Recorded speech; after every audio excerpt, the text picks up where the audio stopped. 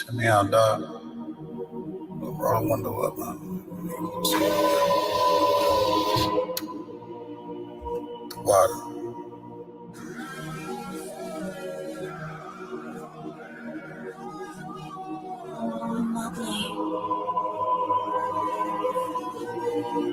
Ain't no better, dog, really. The son of a king. I don't Balenciaga. I might just wear Kyla. I might just wear the Pradas. But I'm thinking long term, so I might say the dollars. We ain't no better. I'm just being honest. I should've went to college, but I was thinking violence. It's a one West world. We the fucking livest. Break it down, we break ground. We don't break no damn promise. Let's get active, dog. Don't tell me how you feel about it. These cats saying too much. They ain't learn enough. You maxed out the first quarter. I'm still warming up. These niggas tossing up a brick. They can't score with us. Who gon' come against us? On the Lord with us. The niggas riding for you. Hope they ride till they crash. Put my name in your mouth. I put my belt in your ass. I ain't running no race. I just hope that I last. All them niggas you look up to, I consider them trash. Only time you seen a leader was in Wayne hand. Niggas will dab you, then pop you with the same hand. I'm a main player. I stick to the game plan. They don't really fuck with you. That's your main man. We them niggas came through and made your city hot. Yep, said he in the field, but he really not. And I ain't casting no stone, I just let him rock. And that's the kind of story they gon' read about. But if it's war, it ain't no tapping out. Rip, still heat, spit like a dragon mouth.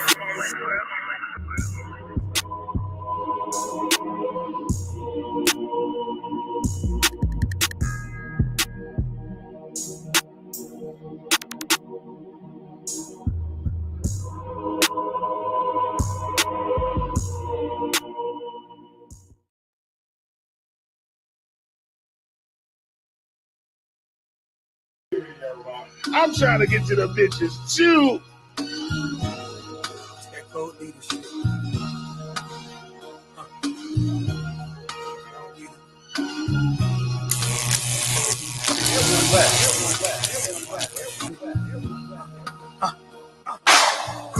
Cold leader, a nigga sick, I got that faux fever, that COVID shit, got that old Nina, I let it spit, got that brand new 9, fold you like a futon, ain't a rapper on my level, told you that a few times, bet your bottom dollar, save it like a coupon, old glass with the new wines, break a few minds, black party with a few dimes, get my shoes shine, murder shit by a few times, enemies done, how are you a co-survivor when we don't leave none, shit, put it on tape, watch it like a rerun, I got partners with the grills, want me get my teeth done, open face shit, cult leader waiting on my spaceship. You don't see us winning, better go and get your laces. Basics, infinity garland matching the bracelet. Made me get this snapping like Thanos in the ring. The way I walk like a cult leader, how I talk like a cult leader, how I move like a cult leader. Everything off the meter, one West undefeated. How I walk like a cult leader, how I talk like a cult leader, how I move like a cult leader. Everything off the meter, one West undefeated.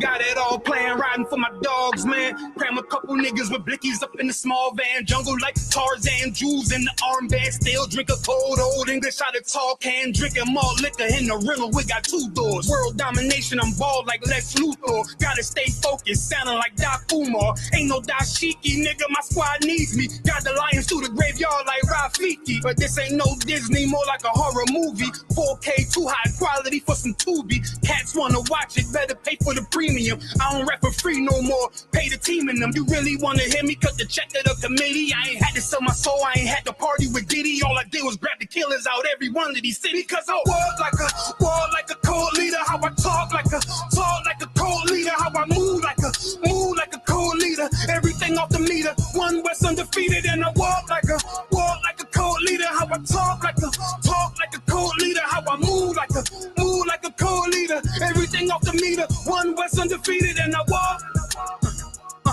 and I talk like a cult leader, and I move like a cult leader.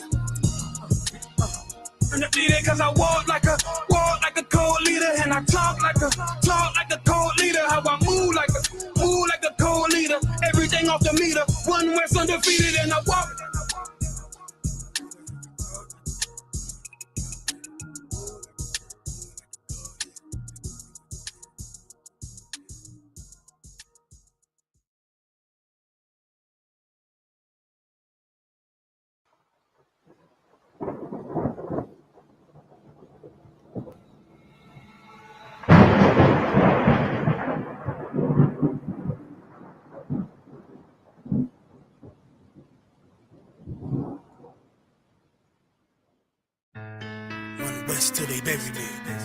I'm one West till they bury me. I'm one West till they bury me. I be one West to the death till they bury me. One West till they bury me. I'm one West till they bury me. I'm one West till they bury me. I be one West to the death till they bury me. I be one West to the death till they bury me. They ain't scaring me. Rip the soul out of Pharisee. Speaking heresy, it get you fucked up apparently. It's like they daring me. I said chill, they ain't hearing me. They ain't listening. Every bar nitroglycerin. Hit your heart, bring it back to start, make you live again. Get them dividends, so we start getting ignorant. I be on that soldier shit. I told you shit phenomenal. Nah, but he abdominal. So what you suckers trying to do? Rhyming comical, guess it's funny until I'm bombing you. Bring apocalypse to them pussy niggas that's popping shit. Team of all-stars, I coach them up like I'm Popovich. Fuck the politics and the lobbyists and apologists. They vagina, so we gon' check them like gynecologists. It's kinda obvious how the situation is ominous. The way I vomit this and regurgitate for the audience. They start applauding this cause the competition is fraudulent. From the era where niggas smoke you up like a parliament. The flow been stupid, shit has gotten retarded since all the dominance of one West rising to prominent. Cause I be one West to the death till they bury me. I'm one West till they bury me. I be one West to the death till they bury me. I'm one West till they bury me. I be one West to the death till they bury me. I'm one West till they bury me. I be one West to the death till they bury me. I'm one West till they bury me. They want a nigga quiet, mute my maneuvers, but I ride like I got Groupon for Uber. Rhymes hard like they've been viewed by Medusa. 9 milli Luger, 17 in the Ruger. Only need a few to sit up in your medulla. Obligata for the regatta, niggas wildin', they win every dollar. They riding by black Impalas, let the semi holler. The showstopper been the stopper since the teeny bopper. But now I'm going off Patron, premium of vodka. I put extensions on the Glock, modified the chopper. The swore heavy, war ready, and that's working mama. No marijuana, say I got the loudest silence on it. When I'm up on it, ain't no rapper do it like I do it. A lot of spitties and writers, but when they eat song, none of them can get to the fire around with me. And I had a nigga spin like a tire, down the deep. And I'm still dope as a piper. Every bar burn hard like a spoon with a lighter. Fuel igniter, I'm winning coming through with the title because I be one West to the death till they bury me. I'm one West till they bury me. I be one West to the death till they bury me. I'm one West till they bury me. I be one West to the death till they bury me. I'm one West till they bury me. I be one West to the death till they bury me. I'm one West till they bury me.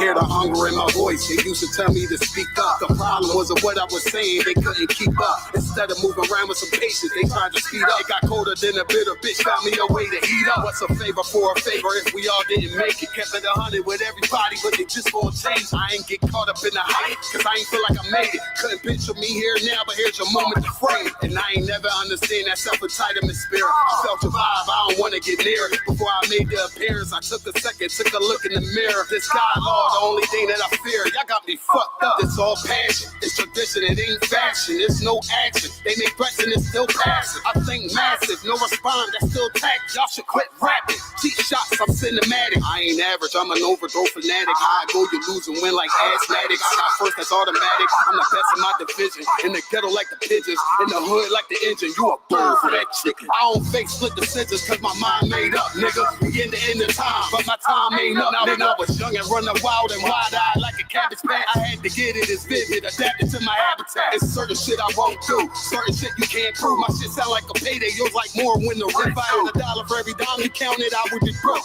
Watching me coast, got a better chance, boxing the goal. And they know I'm raw, and they know the squad, and I'm feeling lost, still in charge. I don't make it follow, I follow the law. Standing tall like they on Mars. I just got a call from my bro, he behind the wall, he told me let it off. Niggas lying for some cat, I got a different line in me. Everybody intimidated, I got that guy in me. You can focus on them dimes, I'd rather keep my nine with me. Help me get this off the ground, just know you won't fly with me now. I try to make the news, I ain't playing by the rules. I've been trying to play it cool, but that ain't gonna be the I'm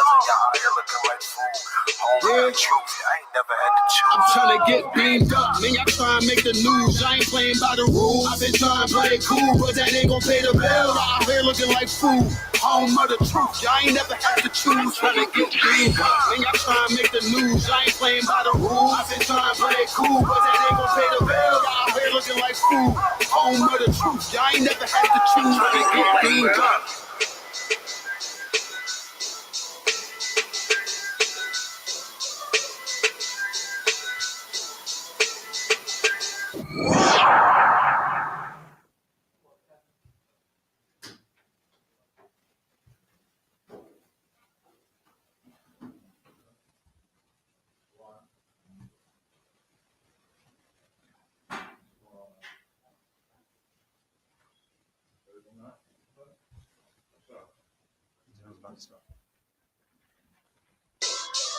Like food, home of the truth. Y'all ain't never.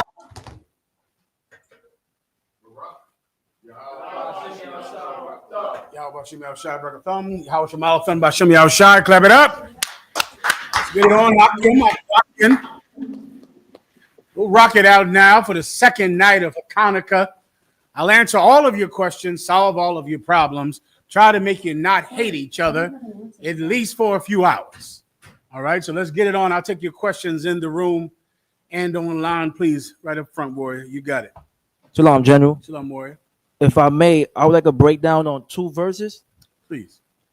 Isaiah 48, verse 12. Mm-hmm. Hearken unto me, O Jacob and Israel, my called. I am he.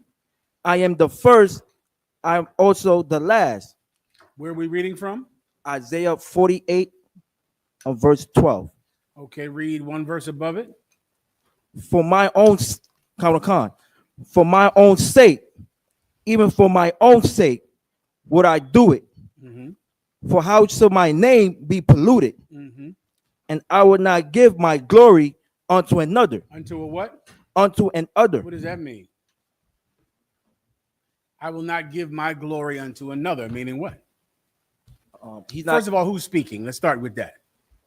That's the Most High God speaking through the people who speak for him, which are the prophets. The prophets speak for God in the Old Testament and in the New Testament. You understand that? Come. So this is the prophet of God speaking. What did you say we were in Isaiah? Isaiah chapter 48, verse 12. Isaiah 48 and verse 1. Go ahead. Come. Mm-hmm. Verse 1. Hear ye this, O house of Jacob, which are called by the name of Israel. Mm-hmm. So you know who he's speaking to. This is the Most High God speaking to Israel.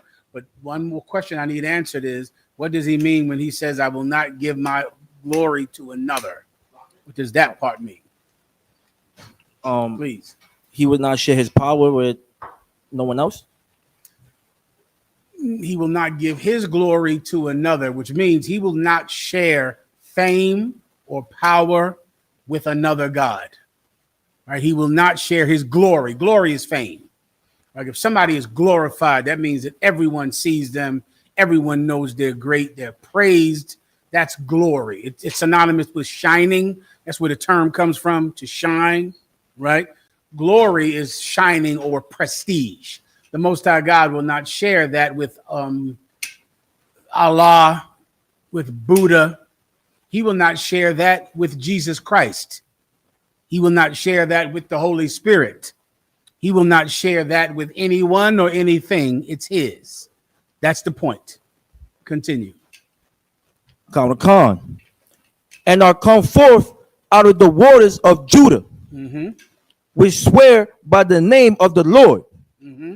and make mention of the God of Israel, Mm-hmm. but not in truth. Meaning they come out of the waters of Judah, meaning out of our bloodline or out of our lineage.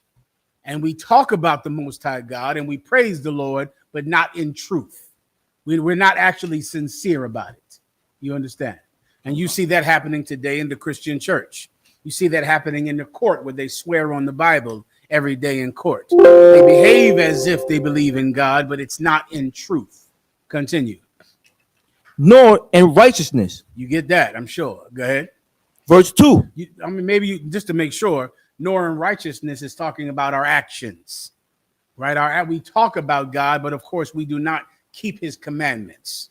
You understand? Come. Continue. Verse 2. For they call themselves of the holy city and stay themselves upon the God of Israel. Upon the what? The God of Israel. They call themselves a holy city and stay themselves upon the God of Israel. Keep going. The Lord of hosts is his name. Keep going. Verse 3. I have declared the former things from the beginning, and they went forth out of my mouth, and I showed them.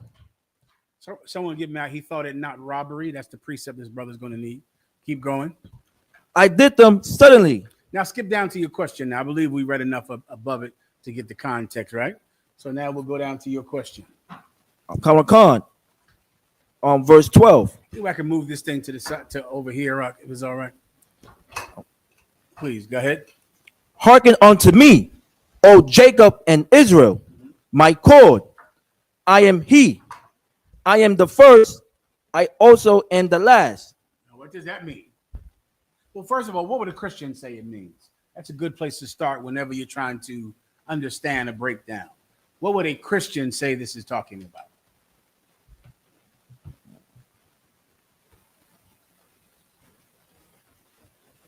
Well, they will use a verse in Revelation 1:17 to prove that they're talking about Jesus. They would say that Jesus is God. Khan. How do you know for a fact that can't be so? Because he prayed to the Father. Well, I'm not even talking about all of the mountain of evidence that says it's not so. I'm talking about right here. Remember, think about it. You're in a battle with a Christian. He wants to read this. So you want to cut him from this first. First, let a Christian see he doesn't even understand the precept he pulled. So we're going to start right here and stay right here. Right here, we know this can't be talking about Jesus Christ.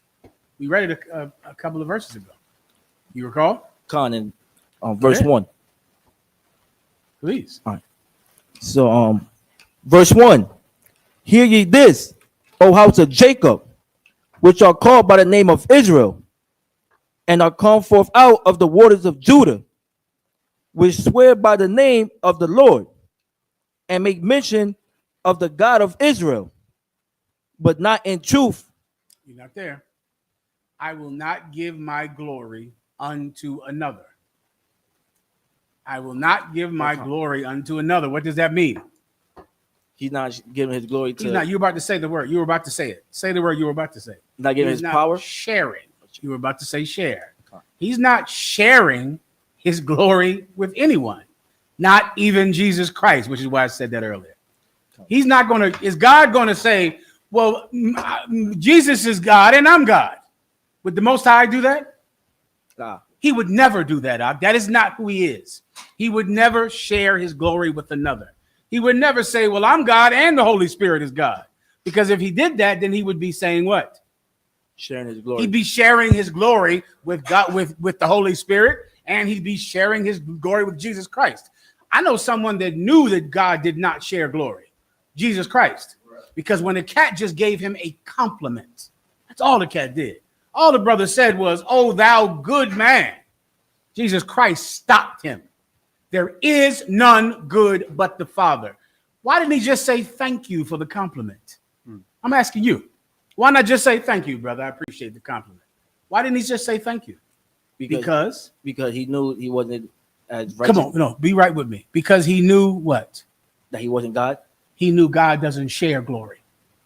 You understand? Come on, sir. He knows that you can't say, you can't give me a compliment, because if you give me a compliment, what will I say? What has Commander General Yana taught me to say if I get a compliment? It's a very One West thing to do. Do you know? You hear it all day. Most High in Christ. Most High in Christ. Give him a hand. That's why we do that. We don't take compliments. Do you understand? Now, I'm not Jesus. I'm not part of the Holy Trinity. And I still don't take compliments, because I know God doesn't share glory. He won't share it with me. He won't share it with Commanding General Yohana. He won't share it with Jesus Christ. He won't share it with anyone. That is who he is. Jesus Christ knew that, which is why he said this. Christians will say, because it says, I am the first and the last, that means he is the exact same person that said it in Revelations. He is not. But the man in Revelations thinks the same way. Jesus Christ is the first and the last, meaning what? He won't share you with the Sadducee and Pharisee. He's not doing that. He's not sharing you with some loud mouth that came out of Jerusalem that thinks that he can be your king. Will Jesus Christ share you with Herod? He will not. Will the UPK say that we're equal with other Israelite groups? What do we say? We are not affiliated with no other group. We are not affiliated and associated with any other Israelite group. Why? Because we don't share glory with other Israelite groups. We're not Jesus and we're not part of the Holy Trinity, but we think like God thinks. God does not share.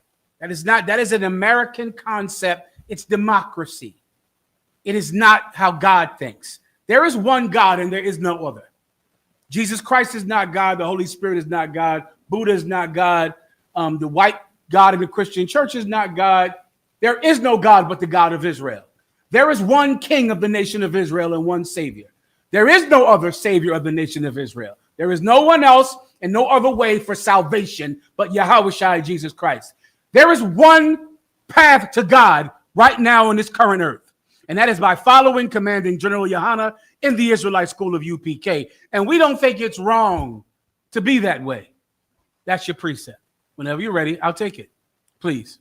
Salakiata, if I may, the precept I believe you're looking for is Philippians chapter 2, verse 6. Go ahead. Who being in the form of God. Brother, read it, please. I'll take, listen, because Jesus Christ is so great, let's get a strong drink up in here in the next minute. Because he is, listen, not for me though. Most High in Christ. Give him a hand. He understands. He's been around. He understands. The young brother will read it. Go ahead. Philippians chapter 2, verse 6. Who being in the form of God. Who being what? In the form of God. What does that mean to be in the form of God? The form of God. Meaning this. Christ thought the way that God thinks. You understand? The way he thinks, the way he operates, they are one. They're one, meaning they think alike. They're in the same, they have the same goal. You get my point? Who being in the form of God, go ahead. Though it not robbery. He thought it not what? Not robbery. He thought it not robbery. He didn't think it was evil or thought he was committing some crime or stealing. He thought it not robbery. Go ahead. To be equal with God. Yeah, he didn't think it was a big deal. Why? You only got one God, right? We'll have only one king and only one savior. Well, there were many people that thought they could save Israel. Precept. It's in Acts, the 4th chapter. There were many during the time of Israel that rose up, many different groups that rose up. And then Peter gave the names of all of the different, I want to say it's Acts, the 4th chapter. When the different groups popped up, there was tons of people that popped up and said, no, following this man is the way that Israel will be free. Is anyone familiar with what I'm talking about? The brothers will get it for you. Listen, Jesus Christ is not sharing with the zealots or with the Essenes or with the Pharisee or Sadducee or the Sakari. He's not sharing with them. And the UPK is not sharing with the Christian church or some fake Israelite you follow online. You think we'll be equals with them? You think we'll all come together in some united nations of drug addicts and baby killers and women killers? We're not coming together with them. And we don't think it's wrong. We think it's not wrong to be because we're in the form of God. We think like he thinks. If you have it yet, let me know. If not, I'll get it for you. Please tell a brother where it is. Hold this one, Ak, and this is another precept you need. This is the book of Acts, chapter 5, verse. I'm gonna start at 35, and then it goes into the different concept. Start at 35. 5 yes, sir. sir. 35. And he said unto them, ye men of Israel, take heed to yourselves what ye intend to do as touching these men. Let him read. Yes, sir. Kind of concept. Acts chapter 5, verse 35. And said unto them, ye men of Israel. This is Peter speaking. Ye men of Israel. Go ahead. Once again, telling you who he's talking to. Go ahead. Take heed to yourselves what ye intend to do as touching these men. This is not Peter, but this is when the Pharisee was plotting out whether or not they should kill Peter. Because Peter now is back out on the street. He had completely reformed himself from the fear and cowardice he felt when they took Christ. Now he had the Holy Spirit up. He was all the way lit up hot, and he went out in the street to teach. And of course, the Pharisee thought that they should kill him. They plotted on ways to kill him, but one of them stopped them and said, I'm sorry? Kamala L. This is the one that's stopping him. And they're saying we should be careful first before we plot on killing this man. Keep going. Khan, verse 36. For before these days rose up, did this. What's his name? Theodos? To this. Solid, good enough. Before this time, this other cat rose up. He was a big nut. He was a big wig. He was like Bishop Nathaniel and T.D. Jakes and Marcus Garvey. Oh, it's been so many black groups that Commanding General Yohana has had to contend with. The Ansar community right here in New York. He had so many battles with the Ansars. And Dr. York. Oh, he was a big something in his day. You might not know about him. The older brothers know about him. Ooh, he was a big deal. Ooh, he was a big, the 5%ers. Hold up now. The 5%ers, we had to battle Harlem. To take Harlem from them, we had to fight. We had to straight up and down fight to take Harlem from the 5%ers and from the Ansars. Look at us now. Now they're gone. You understand, don't you? We didn't think it was a big deal to get rid of them. We didn't think it was anything that we should not be willing to share Harlem with anyone. Right. Continue. Khan boasted himself to be somebody. Oh, he thought he was a big deal, didn't he? This cat thought he was something else. He boasted himself to be somebody. Go ahead. To whom a number of men, about 400, joined themselves. Ooh, 400. How many did Jesus Christ have when he died and rose? 11. He had 11 men. This cat had 400 cats with him. Jesus Christ went to the cross with 11 men and his mother and his brother crying. And that's that. Continue. Khan. And the other Mary, too. The other Mary was also there. Go ahead. Who was slain. Who was what? Who was slain. He got killed. Keep going. And all, as many as obeyed him, were scattered and brought to naught. Oh, when he got killed, you know what happened? His whole movement went away like the dust in the wind. Ask the Marcus Garvey followers, they know what I'm talking about. He had 1 million people. 1 million people Marcus Garvey had. And for somehow they documented that back then. That he had 1 million people. Well, then he went to jail and it was over. Dr. York went to jail, over. Polite went to jail, over. Oh, they were such biggity, muckety muckheads. They had so much knowledge. So many people following them. Dr. York had a pyramid somewhere in Atlanta, a whole pyramid. Wesley Snipes went to go worship. Say again? They called it Tamaray. That's a song. They called it Tamaray. It's gone. The whole thing is gone. Jesus Christ is not sharing with these cats who rose up. They got killed and they were gone and their movements ended. Keep going. Khan, verse 37. And after this, man rose up Judas of Galilee in the days of the taxing. The taxing was always a time Judah hated because, of course, you had to give these devils your money. And groups would step up and say, we shouldn't have to pay these devils our money. We shouldn't have to do it. And so groups would step up and rebel against the Romans. Continue. Khan, and drew away much people after him. Much people followed them, huh? Much people, like old nasty Nate with a whole line full of LGBT men. As that AIDS riddles through his body, allegedly. Continue. He also perished. He did what? He also perished. He's not here anymore. You don't know who Tazadaki is, do you? You don't know who I'm even talking about. I know you don't, young man. I know you don't. Well, I know you don't. All right. There's a lot of them. The UPK has always refused to come together with fake Israelite groups who had our 12 tribes sign and thought for some reason we should be in league with them. We resist that. Jesus Christ resisted it. God resisted. They don't share. Continue. Khan, and all, even as many as obeyed him, were dispersed. You get that, brother? Keep going. Verse 38. And now I say unto you, refrain from these men and let them alone. For if this counsel or this work be of men, it will come to naught. They said, listen, instead of killing him, leave him alone. Because if it's not of God, then it's going to end with him because we already killed him. So let's not kill all his members. Let's just don't worry about it. Well, look at us now. Here we are today on the other side of the world. And we have our nationality, our language, and we pray and face our land. Right. We didn't leave because Jesus Christ is the only rightful leader of this nation, and he doesn't share. You understand? So when you read God not sharing in Revelations, you're just reading about how Jesus Christ doesn't share.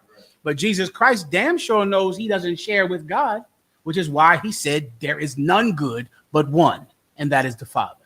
You understand? Próximo preguntas. I forgot to read the Spanish, mi español, but I'll get it in when I can. Any more questions? There's some questions online. Go ahead. A brother says, Shalom, Lord in Christ, Salakia Adawan. This is from ISUPK, Louisiana.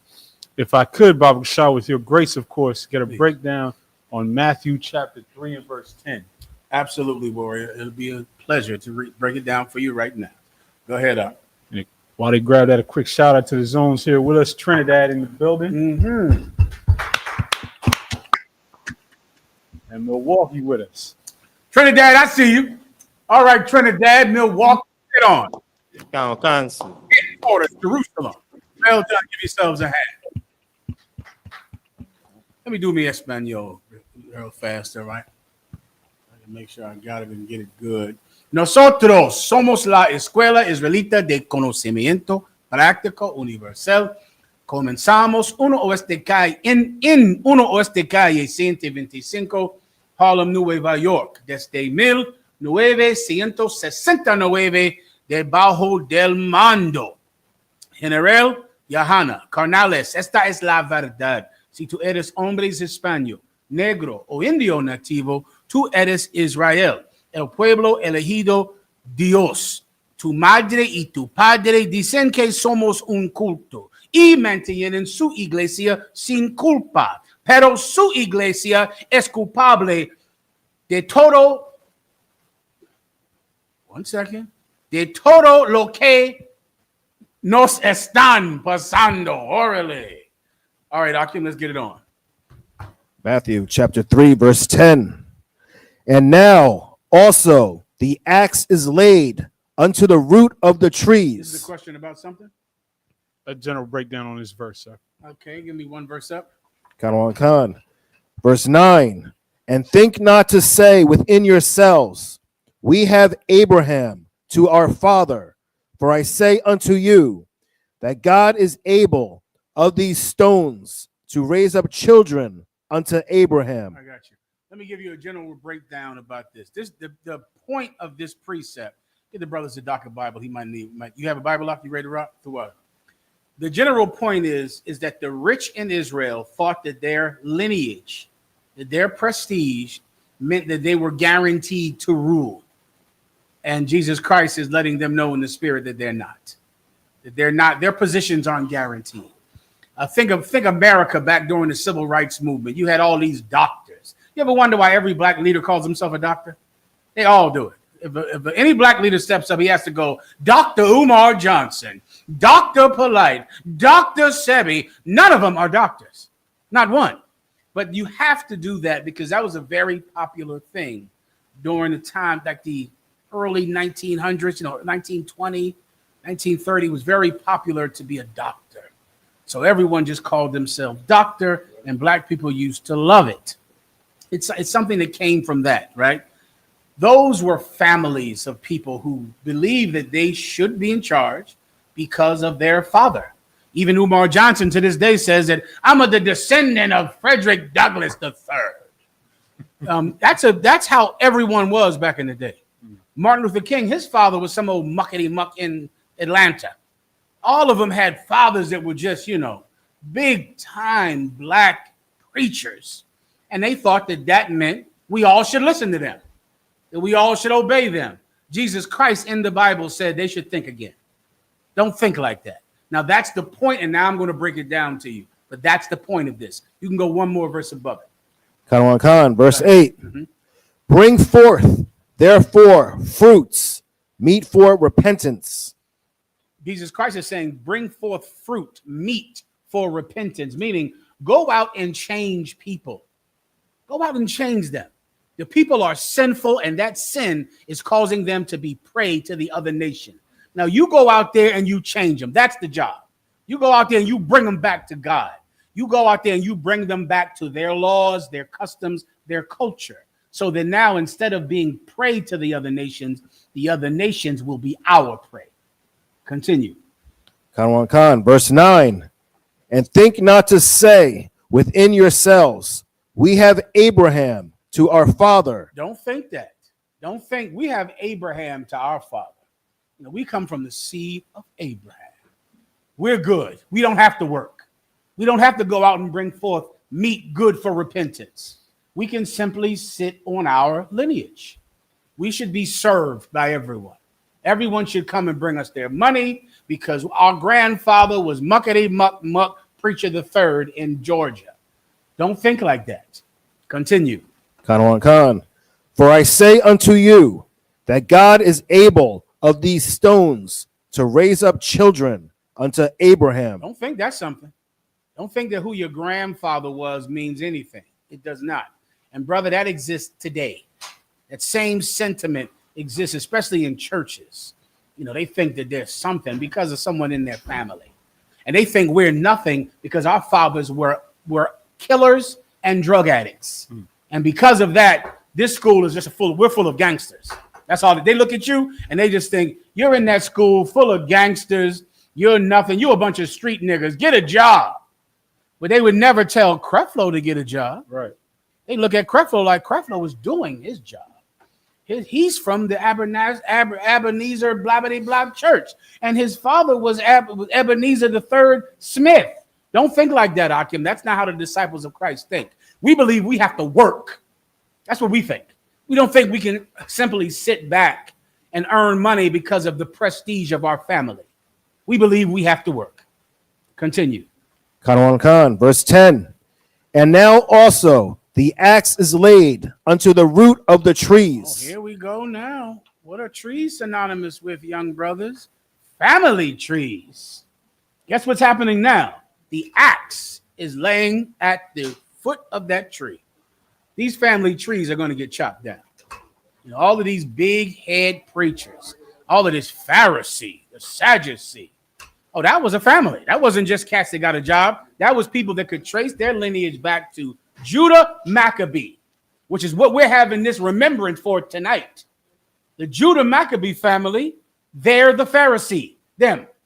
That's their family, the Hashmonean dynasty. They can take their lineage back to Judah Maccabee. And we're having a Hanukkah for them.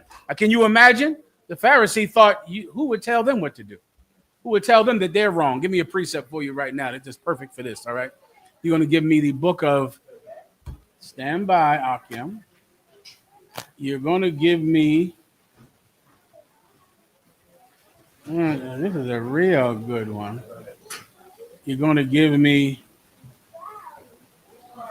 hey, Shalom, sis. Give me Ecclesiastes 4 and 13. This is the precept for this. Ecclesiastes 4 and 13. You read this, Zadok, all right? Ecclesiastes in the Old Testament, not the Apocrypha. Zadok, you got it? Help him out if he needs help, all right? Ecclesiastes 4 and what did I say? 13. 4 and 13. That's your precept.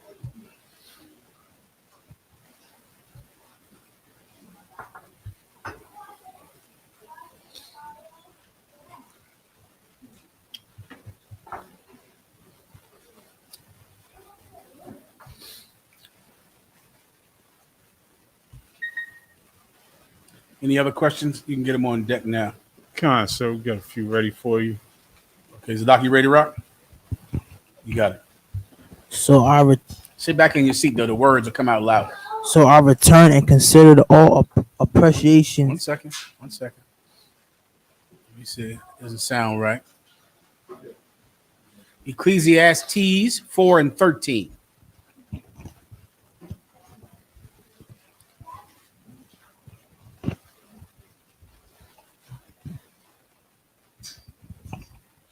Better is a poor and a wise child than an old and foolish king who is still more to be abolished. Perfect. Give him a hand. That's perfect. Now read it. Now read it again, Zadok, and just pause line by line. I'll break it down for you. Go ahead. Nice and loud.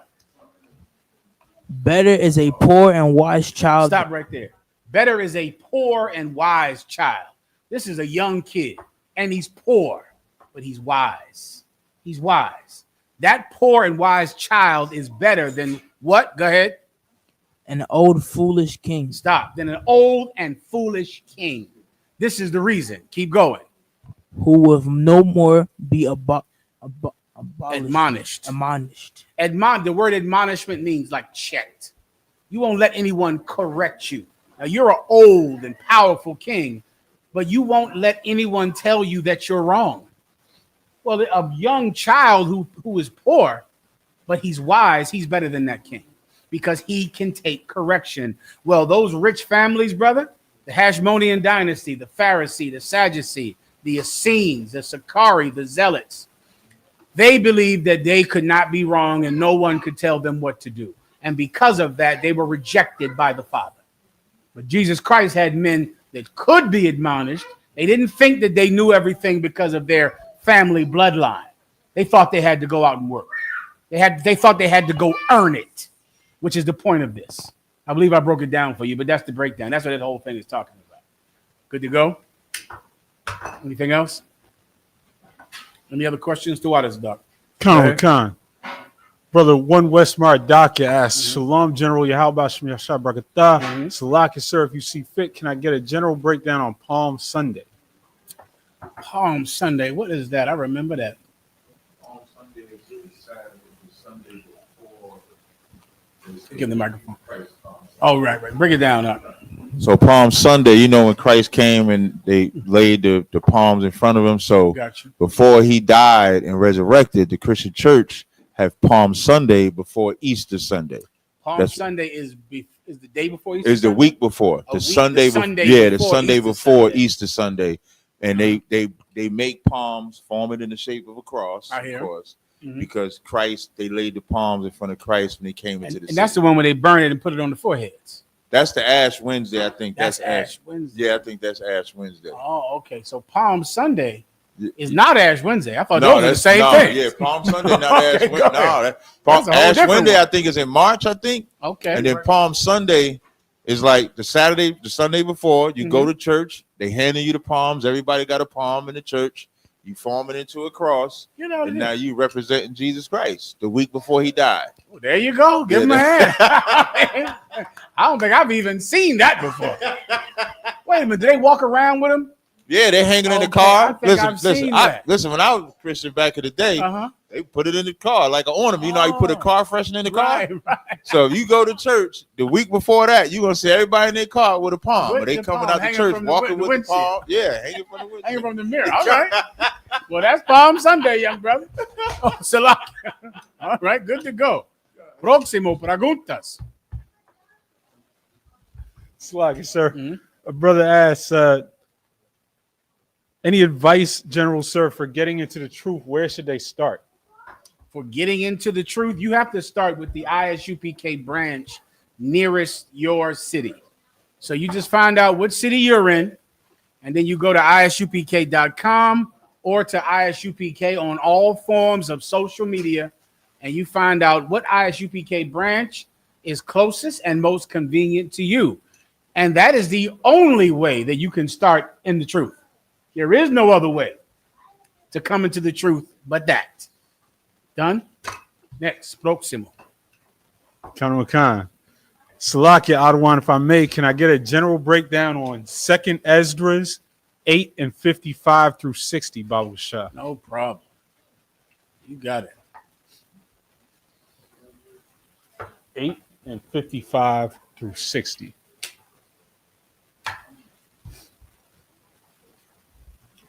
I got it. Got it? Yeah. This is a general breakdown, right? Nothing in specific. Kind of, so it's a general breakdown. Go ahead. Second Esdras, chapter 8, verse 55. And therefore ask thou no more questions concerning the multitude of them that perish. Ask thou no questions. 1 second.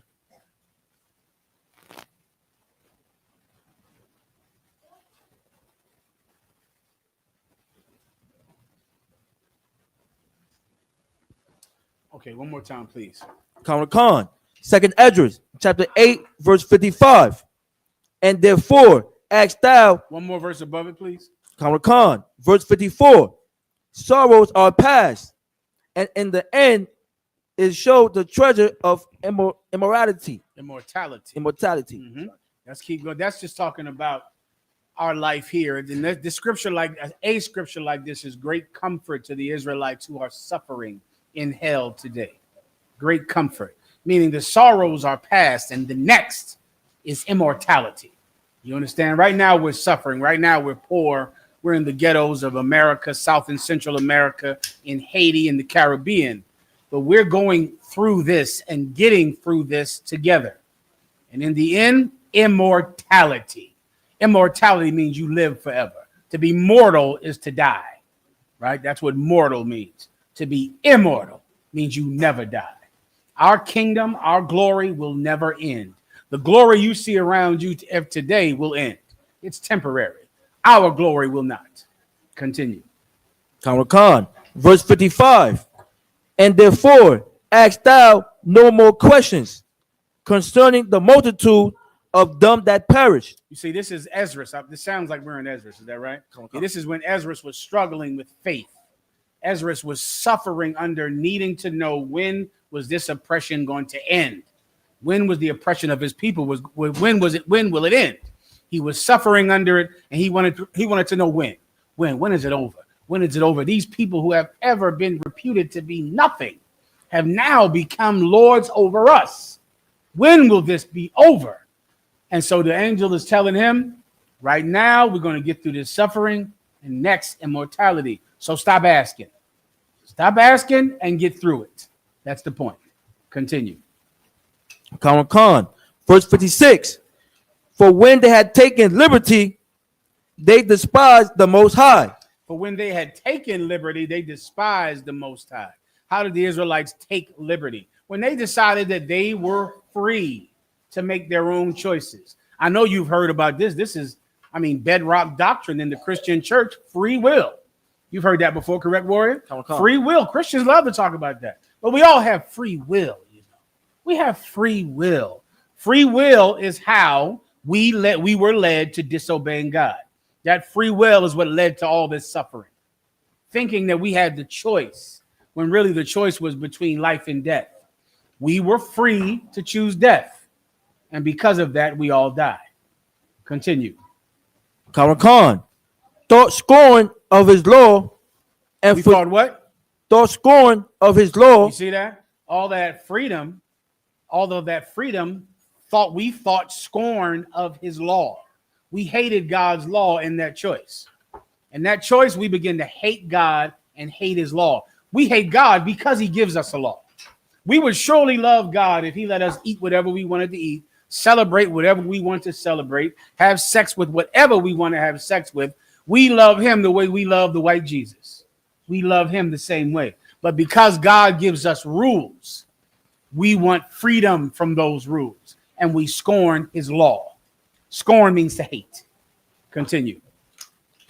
And forsook his ways. You get that? What are his ways? Hanukkah are his ways. Hanukkah is not a law. It's not a Sabbath in the book of Leviticus 23, but it is absolutely a tradition kept by the Israelites.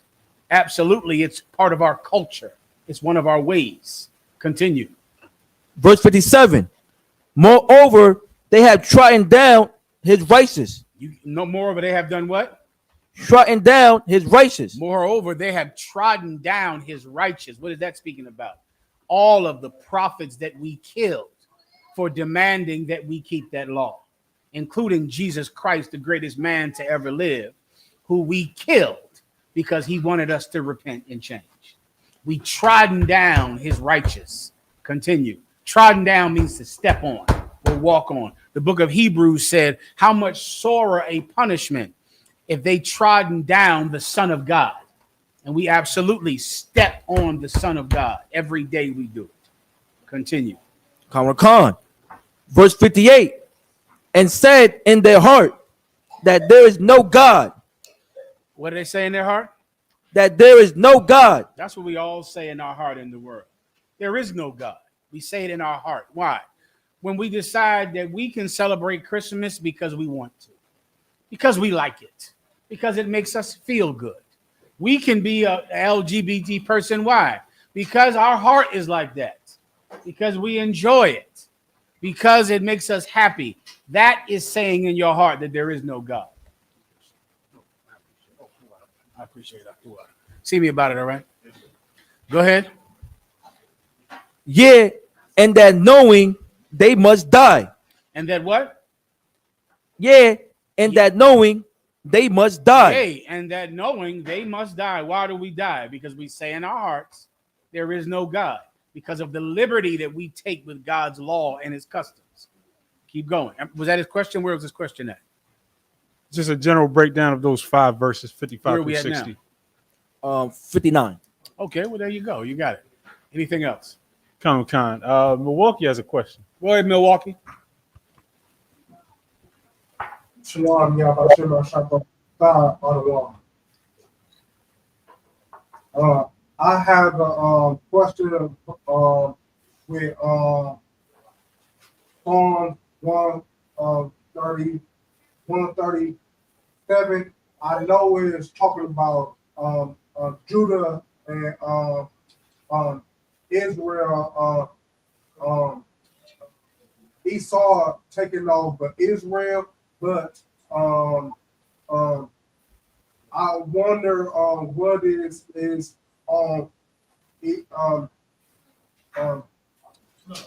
Psalms 137 and 7. What did he say he wondered out? The last part? I couldn't really hear. You said you wonder what out? 137 and 7 about Edom taking over Israel. I know it's with us in the future. I mean, us right now. All right. But I want to get a breakdown on this because I don't know what is this. Okay. Verse are we going to? Psalm 137 and 7. Psalms 137 and 7. We might need a little more time to get into the all of those breakdowns we got to do tonight too. Just let you know. All right, go ahead, Doc.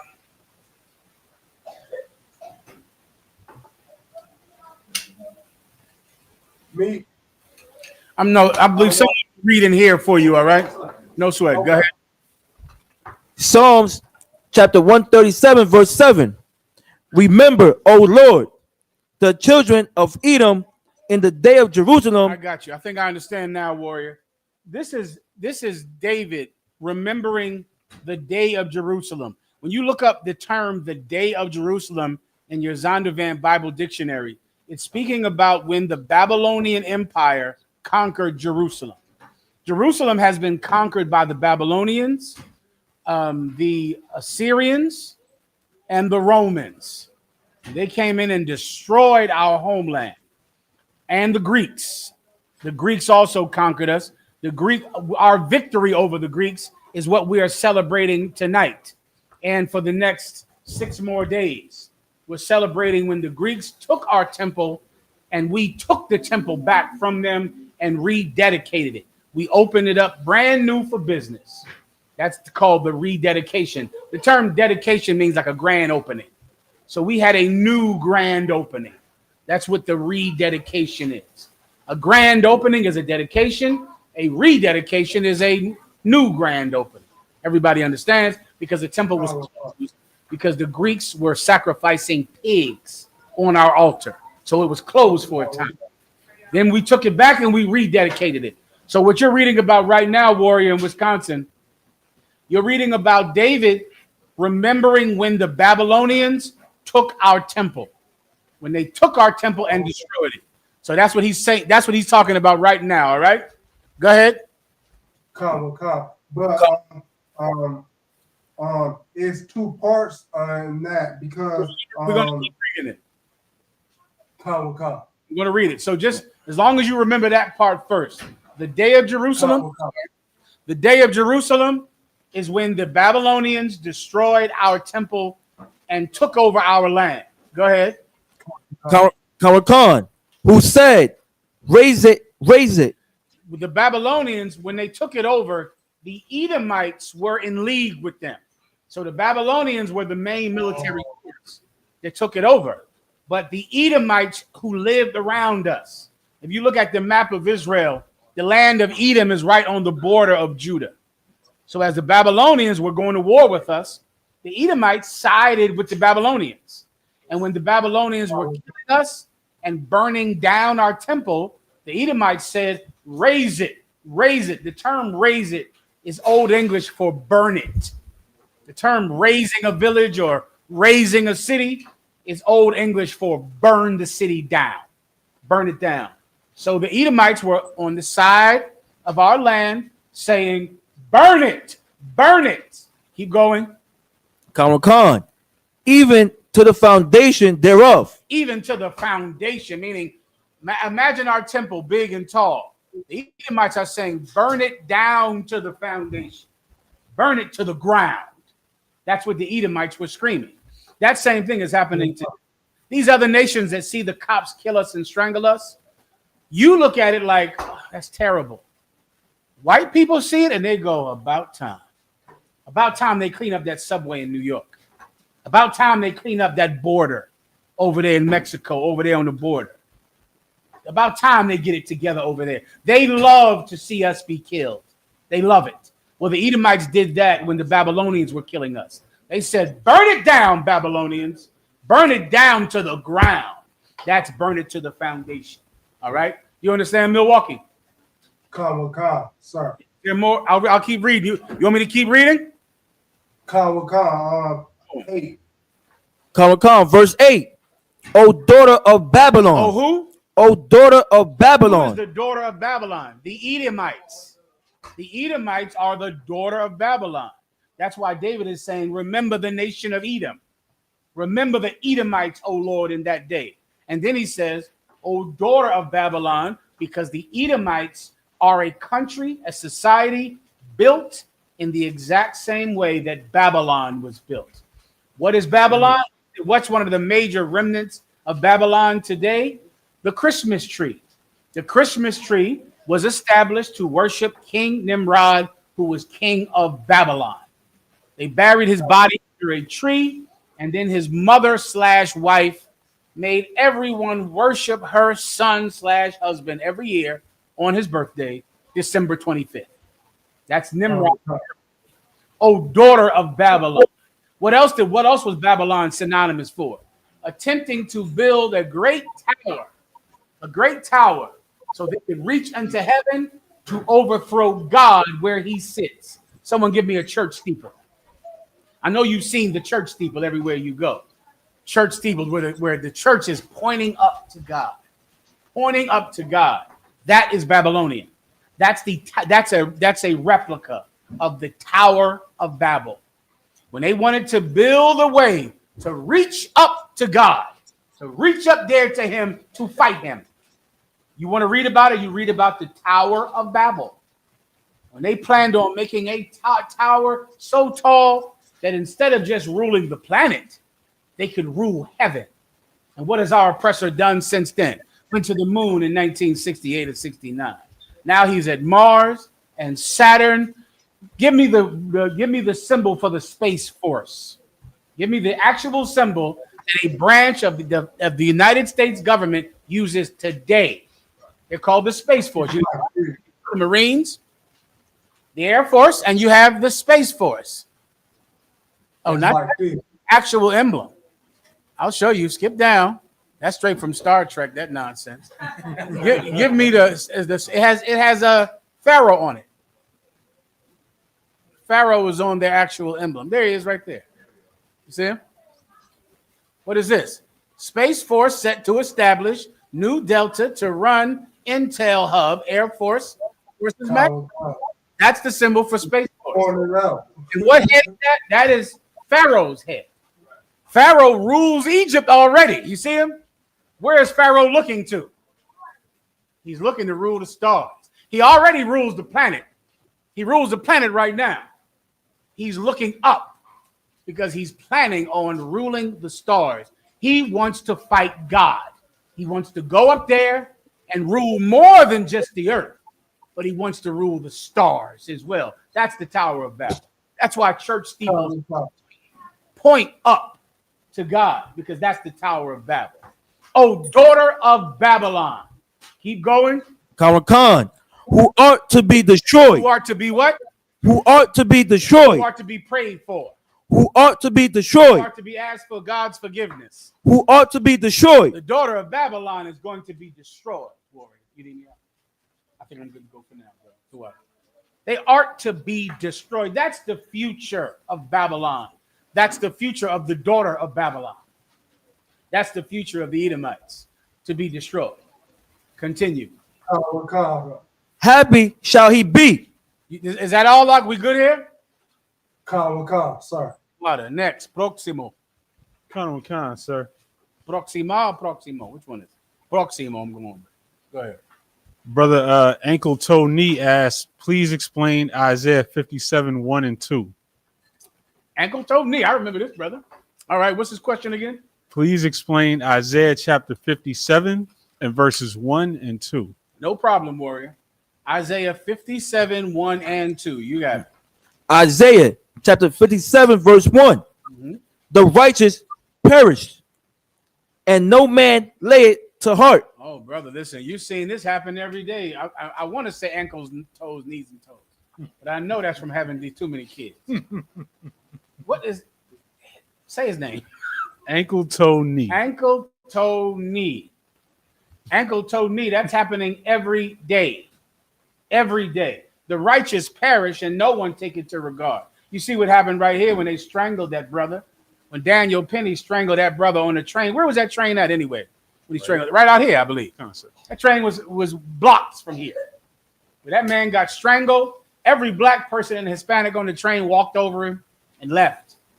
The white people on the train held his arms, held his legs down while Daniel Penny strangled him. Did anyone mourn for the death of a poor brother whose life was so terrible and death so sad? No one cared. No one cared about him. That's this precept, though. That's this precept. Now, let me ask you a question. Do you think that that brother who died on that train is more wicked than Daniel Penny? He is not. He is not. That brother on that train, that schizophrenic brother would have had more mercy than to strangle some man to death when simply holding him down would have sufficed. You tell me you got bouncers in nightclubs every day that can hold people down, put them on the ground until the police get there. A bouncer can do that. You telling me a trained Marine doesn't know how to hold somebody down and wait for the police? That schizophrenic would have had more mercy. He would have had more mercy. A bouncer in a nightclub would have had more mercy. Oh, Hazahah, please, microphone. Brother's name is Jordan Neely. Jordan Neely is the brother who was killed. Daniel Penny is the one who killed him. Well, Daniel Penny was set in the president's box at the Army-Navy football game. He's a hero. He's more of a hero than the people who are in the Army and in the Navy, because they didn't sit in the president's box. The people who are in the actual military fighting in Afghanistan, they did not sit in the president's box. But a white man who killed Jordan Neely on a train when he could have just held him down. Now, here's the sad part. If that white man would have held Jordan Neely down and the police would have come, what would have happened to Jordan Neely? Now, if you could understand this, then you'll understand this precept. See if fingers and toes knows what I'm talking about. I forget his name. Lord be with me. Brother, what if, let's say Jordan, what's his name? The murderer. Daniel Penny. Let's say Daniel Penny just held him down. The police came. The police would have done what? What would have been the end of that situation? Let the Fingers brother answer the question first. Give him a shot. Come on, sir. A quick one, perhaps, while he's doing that. A brother asked, Salaki, sir, I understand Feast of Dedication. Where did the name Hanukkah come from? I'm assuming it's Hebrew. It is. It's Hebrew for the dedication of Hanukkah. That's it, warrior. The white man, our oppressor, he bastardizes the phrase into what is he called? Hanukkah. Hanukkah. Into Hanukkah. The actual pronunciation is Hanukkah. All right. Did the Fingers brother know yet? He has not responded yet, sir. Who wants to answer the obvious question? If you live anywhere in any American city, and you know what happens in this case because it happens all the time. Someone is erratic. Someone is behaving in a way that seems erratic on a train or on the street. He's held for the police. And what happens, please? He said quite possible they would have killed him. No, it happens every day. Please, officer. Oh, Salaki, so if I may, usually the police would just put him in handcuffs, bring him to the hospital, and he get the 3 days evaluation about his mental illness. Because it happens every day. It happens every day. Let me tell you what's happening right now outside. Someone is behaving erratic, or they might be on drugs. They might be going through a mental crisis. Some neighbor, store owner holds him down. The police come. The police take him into a mental facility, a hospital, or the hospital ward, the ward of a hospital for schizophrenics. They get held there for a 3-day evaluation. At the end of that 3-day evaluation, they give them medication and they let them go. That's what happens. It happens all day, all the time. Do you understand that if he didn't kill him, that brother would have been out of a mental ward in 3 days? Instead, he received a death sentence for doing the exact same thing that would have gotten him 3 days in the hospital. That's the exact same crime. That crime would have cost him. He's on the train. He's acting crazy. People are scared. They hold him. The cops come. They put him in the hospital for 3 days. Why? Because he has a mental problem. He has schizophrenia. They're not going to put him in prison. They're going to put him in a mental ward for 3 days. He'll get some medication and go home. Instead, he was put to death for something that would not have even been considered a crime to go to jail for. Now, that's a fact. You understand, fingers and toes? That's what would have happened. I'm not quite sure. Instead, he was killed. And the person who killed him got to sit with the president at the Army-Navy football game. The righteous are killed, and no one takes it to what? Read that again. Give me the video with the cop who refused to shoot the brother. No one takes it to what? And no man laid to heart. No man laid it to what? No man laid to heart. Righteous are killed, and no man layeth it to heart.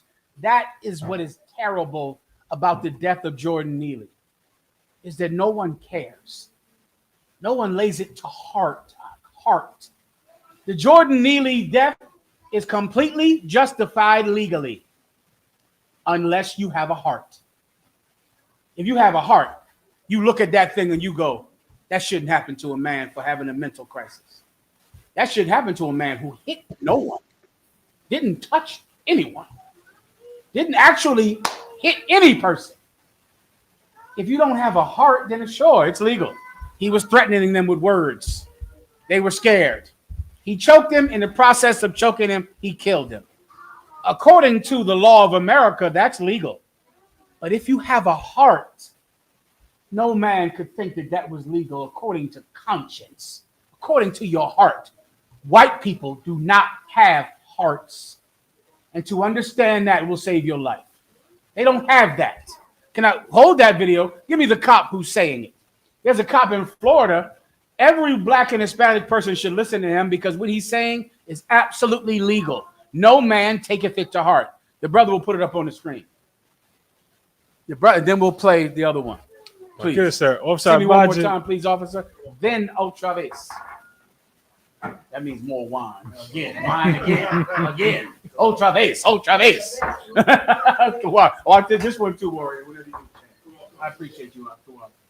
Go ahead. Sir. Oh, I'm sorry. Baja put in the comments the same thing I was about to say. Most of the time, people just ignored what he was doing, so he wouldn't even. Oh, listen, man, this is New York. This is the first time you saw a crazy person. You see him every day, all the time, and you look at him and you go, "Oh, that's crazy." So some of them cats you see on the train every day. You the whole train probably knew him. They see him every day at the same exact time. He scream and he yell. He scream, he yell. You know he's not going to actually do it. And so because you have a heart, you don't kill him. Because you go, you know what? My father, the same thing happened to him. I have cousins just like that. My brother is just like that. My mother is just like that, walking around in the Bronx with a shopping cart. You see, we look at poor people and we feel a connection to them because they're suffering the same thing we suffer. But there are people that do not have a heart, and that is what this precept is about, officer. So, like I say, if I may, even the so-called gangsters around the neighborhood wouldn't touch him because they know him. That's Crazy Lou right there. Crazy Lou, you know Crazy Steve, Crazy Man. This cat, you know him and you leave him alone because you know he's not going to do anything at all. And you don't want to kill someone who's suffering. You don't want that on your heart. You don't want that on your heart. What do you have up? The cop. The cop who? The message is you don't have to have a firearm. You don't have to have a knife to be a dangerous individual. Stop. And if you come to this America, now you better realize that. A person does not need to threaten you with a gun or a knife to be dangerous. And if you're dangerous, they can kill you. That's the law. You don't need, in our mind, we like, well, he didn't have a gun. White people don't care if you have a gun. They don't care if you have a knife. You're scaring them. Scaring them is enough for you to die. That's it. Now think about how much and what would it take to scare them. You being in the room, you walking in the room scares them. Play it again. The message is you don't have to have a firearm. You don't have to have a knife to be a dangerous individual. And if you come to this county and if you use extreme violence to try to carjack somebody from their car, if you get shot, that's on you. You can protect yourself and your property. Listen, man, you don't need a knife. You don't need a gun. Lord knows if you try to carjack somebody, with saying, get out the car, you're dead. They're killing you. Well, Jordan Neely was killed because he was in people's faces. He was looking all erratic. He was saying mean words. He was threatening. Legally, that means he can die.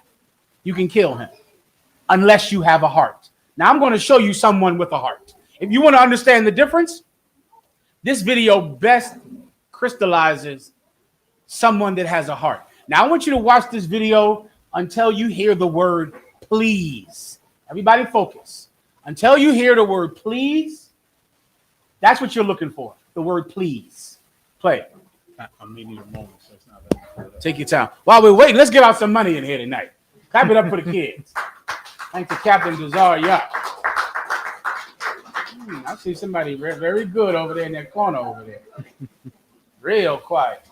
Get the sister's attention right here. What's her name? Tawachana. Tawachana, you've been a good girl. You want some money? Come on and get it. Give her a hand. Look at her. She's so feminine and nice. She's just like her mommy. Go ahead, girl.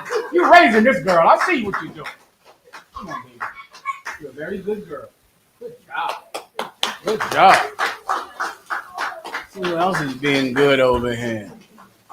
Let me see. Somebody could be a little better back there. Oh, good job. I got to give some up for the record. Thank you. The water. I am the boy. Good girl. Good job. I'll get her on camera over here. Stand right here so everybody can see. Good job. Good job. How these brothers acting right here? They sitting down? They behaving properly? Let's give them another couple of minutes and see how they behave. All right, go ahead. We ready? Salaki, sir. TikTok is calling it sensitive content, not allowing me to pull it up without logging in. TikTok won't let you play. Oh, that's a terrible one. There's a video of this cop. We might have to put it in there in the editing of this cop who had heart. He had too much heart to shoot someone. And we'll play it later, all right? That's the answer. I believe I answered this brother's question right here. Am I good here? Kind of, sir. All right, go ahead. So there's a question, a quick question perhaps. What does not abhorred an Edomite mean? And does it mean it's a sin to hate white people? It absolutely is a sin to hate white people, but you don't know what hate means right there. To hate white people right there, that word means to treat hatefully. It is a sin to treat a white man hatefully, which means you cannot go punch a white man in the face because he's white. You can't burn his house down. You can't lynch him. You can't deny him employment simply because he's white. In essence, you cannot treat white people the way they treated us.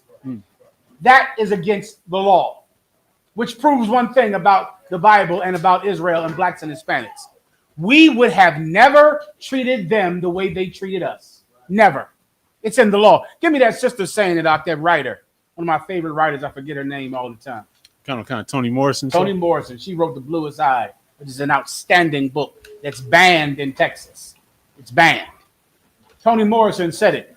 This scripture, warrior, is the proof that we would have never treated white people the way they treated us. We would have never done it. To abhor means to lynch, to assault, to strangle because they have a mental disorder, to burn their houses down, to burn crosses in their front yards. That's abhorring an Edomite. Our laws say we cannot do it. Go to abhor not an Edomite, and I'll explain. It's right here in the Bible. If you ever thought that we have some racial problem with white people, this precept proves that is not the case. We don't have any racial issue with white people. We don't care about their skin color. We don't care that they're a different race than us. Their crime is what we have odds with. Their crimes against us. You need this and you need, because of their violence against thy brother Jacob and Obadiah. Video. Okay. Play this video first. Listen to the brother that asked the question. Who asked the question? A brother called Supreme 666. Supreme 666. That's a weird name to choose. But here's the answer to your question into what abhor not an Edomite is. Go. This is Toni Morrison speaking, brother. She's a very famous author who wrote excellent books. If you would like to read them, they're not the Bible, but they're entertaining and informative. All right, go ahead. During the civil rights movement, there were women who would rush out to the schoolyards when they were trying to integrate schools, and they would push over the school buses.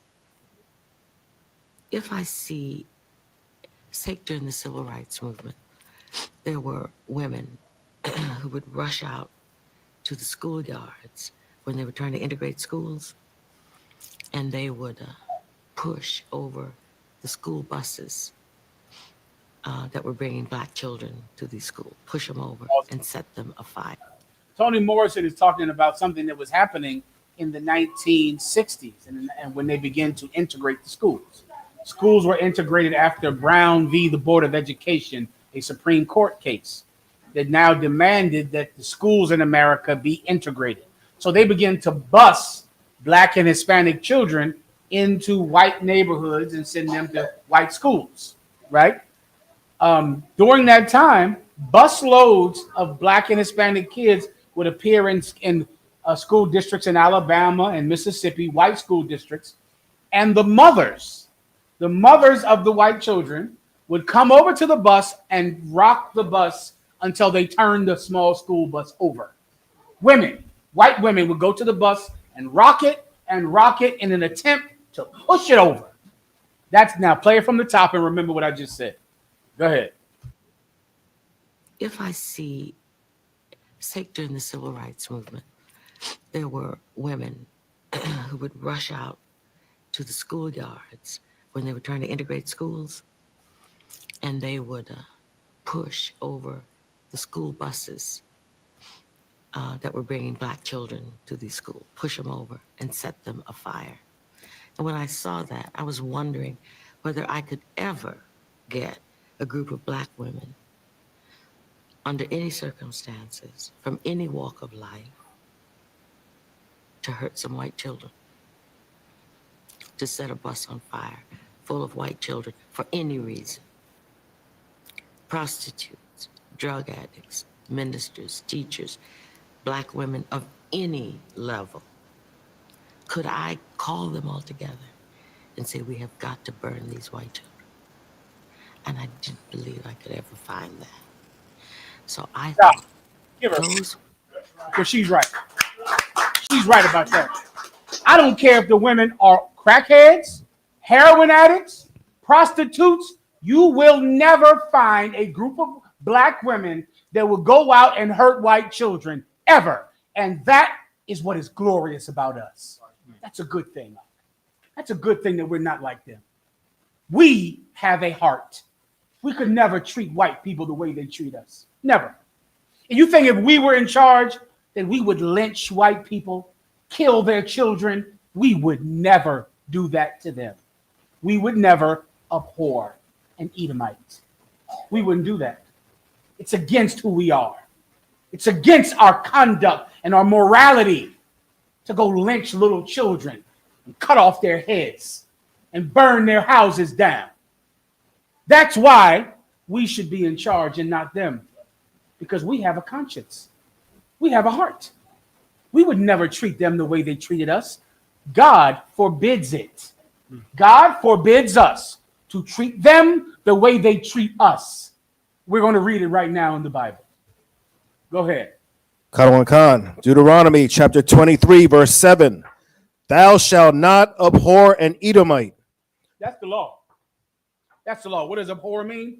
The direct translation is to treat hatefully, to turn their buses over with their children in it, to drown them the way they would drown us and drown our children, to burn our houses down with our wives inside of it. We can't do that to them. We're not like them. We are not animals, and they are. Thou shalt not abhor an Edomite. Continue. Khan. For he is thy brother. For he is thy what?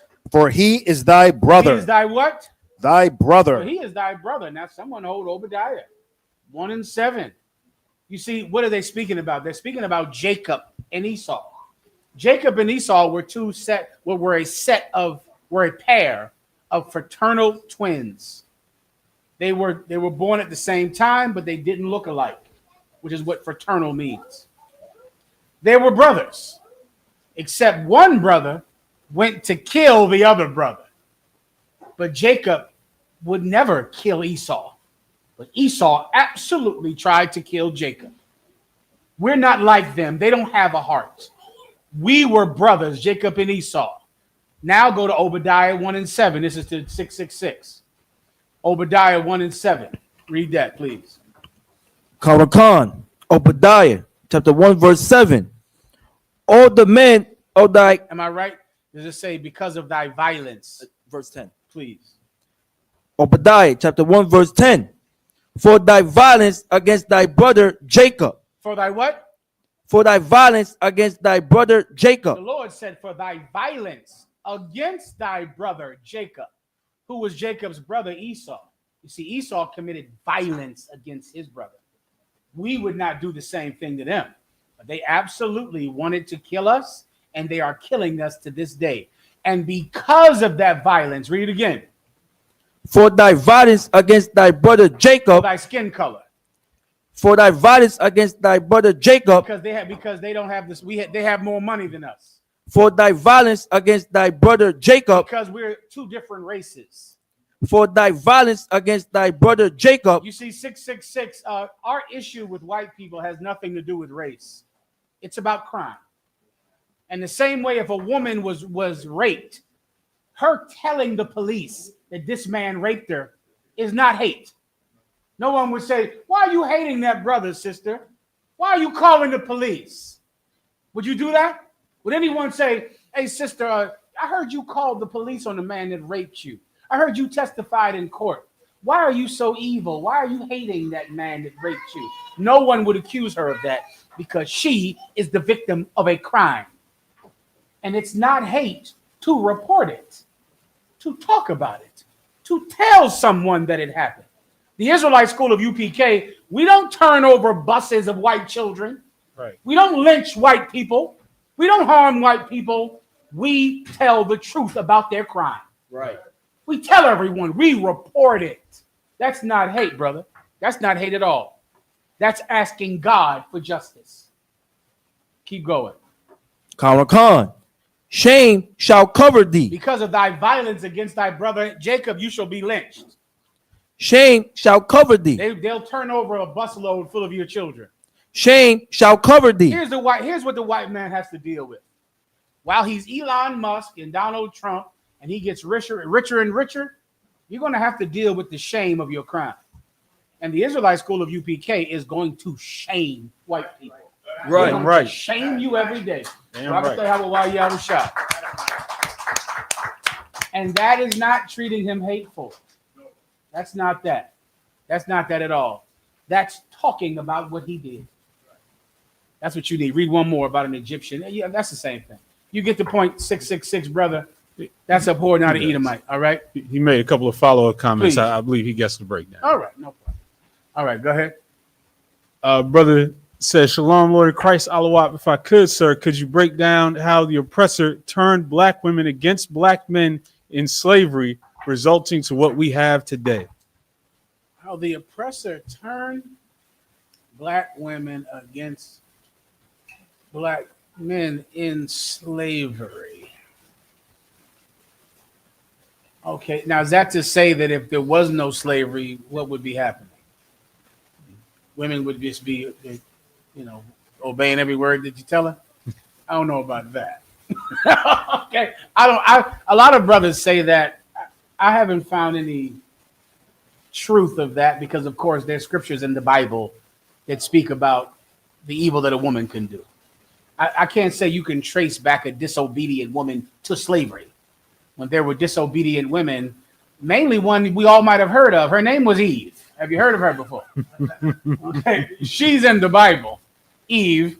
And of course, her crime brought death into the world.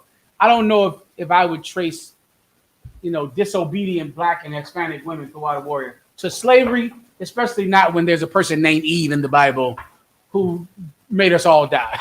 Okay. So I don't know if that's true. I think it just might be a fun thing to say. That people like to say, let's get these young brothers some money over here. They being good and quiet. Who wants to step up first? Who has it? Come on up here. You right up here, brother. You've been waiting, lurking around, trying to get it. Yeah, I see you're a wise man. Good job. You've been very good. Give him a hand. Give him a hand. He's on it right there.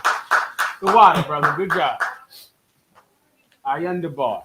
Where's the next young brother at? Give me this one right here in the orange. Right here in the back. Okay, when you get done, give me this young brother right here then. He's looking strong with his braids. Come on up here. Come on and get this cash, brother. You're behaving yourself like a man. Well done. Good job, warrior. Just clap it up. I end the ball. Give him a hand. All right. I'll get one more and then we'll see about it. What's next? Here he comes. Come on up and get some, warrior. Look at him with these strong braids, too. Come on up here. Good job, brother.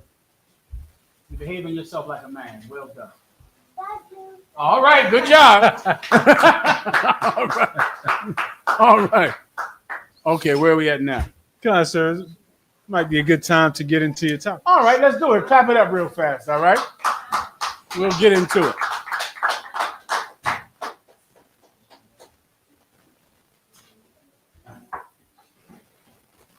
Good job. I also have... Am I missing any questions from the brothers in the other camp schools? They have not indicated that they have No any sweat. questions. All right, let's get into it. What's Okay. first? Let's see. First up, Now we'll get into the topics that we're going to go over tonight. The warrior will put up some videos up on the screen. We'll break them down for you, give you the precepts that you need to understand them. All right? Whenever you're ready. A worrying sign of the times. European nations are sending pamphlets to their citizens on how to prepare for and survive a crisis or conflict. Sweden has issued its 10 million citizens with a new survival guide that opens with this warning. Sweden is giving out survival guides preparing their citizens for World War III over there in Sweden. World War III is at hand. It's about to happen. Over there in Europe, they're preparing for it. They're preparing for it. Now, if you think it's a joke, the Ukrainians were preparing to fight the Russians for the last 10 years. Some of them thought, oh, it's never going to happen. That's never going to happen. Yeah, they're in the middle of those woods now, starving to death, fighting the Russians. Now fighting the North Koreans, who are fighting for Russia right now in the Ukraine, the North Koreans. That's world war. Because it's not simply the Ukrainians fighting Russia. It's the Ukrainians, the Americans fighting North Korea and Russia, which South Korea is next to coming on the side of the Americans in the war.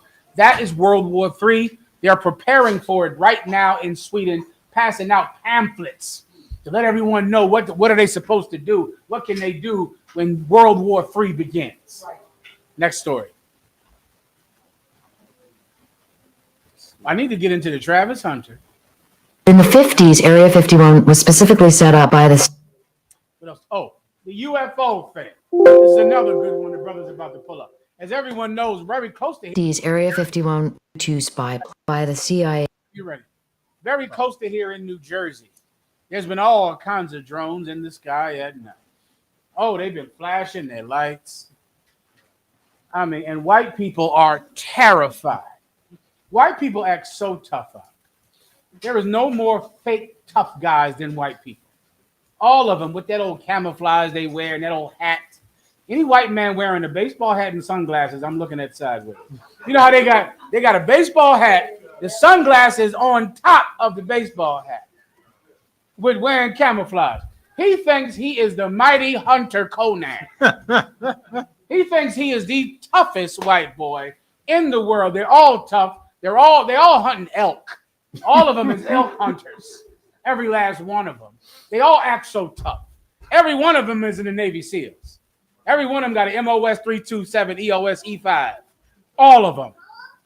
They're so tough until lights start blinking in the sky. The lights in the sky, they literally cried on TV. Crying every night, going to the governor and the senators and the president, crying about the lights in the sky. Let me help you out with the lights in the sky, white people. Stop crying. Stop crying. You're terrified over nothing. You're terrified over something you can buy on eBay. You can buy a goddamn drone on eBay. I wish I could give you the videos of how many drones are in the sky of America. Drones are delivering all the packages. Give me how fireworks shows are no longer fireworks, but they're drones. Find that real fast. Because of the threat of fire at a fireworks display, they've been replaced with drones. And you got to see what these drones are doing in the sky. Instead of fireworks, they now have drones. And the brother will pull them up on the screen now. It's insane. And this is drones in the sky making faces, doing all kinds of moving tricks and nonsense in the sky. Yet white people in New Jersey are terrified because they are cowards. White people are cowards. They're scared to death, which is why they're gun nuts and they go gun crazy, because they're scared every day that they wake up. And they believe that the more they shoot, the more they go to the gun range, the more else that they kill. That will protect them. Then the lights start flashing in the sky and they feel completely unsafe. What do you have here? Oh, Sluggy, this is a quick audio, but I don't know if you saw this, but I think my favorite one was the former governor of Maryland. Yes, that's excellent. I saw that. He posted a tweet just freaking out about the drones, and then everybody in the comments immediately was able to identify the star. It was a star. It was a star in the sky. He lost his mind, urinated on himself. Do you have any of the drones with the fireworks displays? I have some audio, sir. Okay, you need visual for that. Count. You need to see the drones in the sky instead of fireworks displays. Levi. If I may, other one, is it because that these Edomites know of the coming judgment of the Most High? Is that why they so terrified? It's absolutely at the core of it. But if you want to go very deep into white culture, white people only can fight if it's unfair. You understand? That's it. Okay. White people would never get into a fight with an equal. Never. White people fight when your hands are tied behind your back. Then Iron Eagle, Rambo, Top Gun. But you have to be 2 feet taller, 300 pounds lighter, and your hands tied behind your back. Then they are tough and strong. But when white people think it's even, they're not going to fight.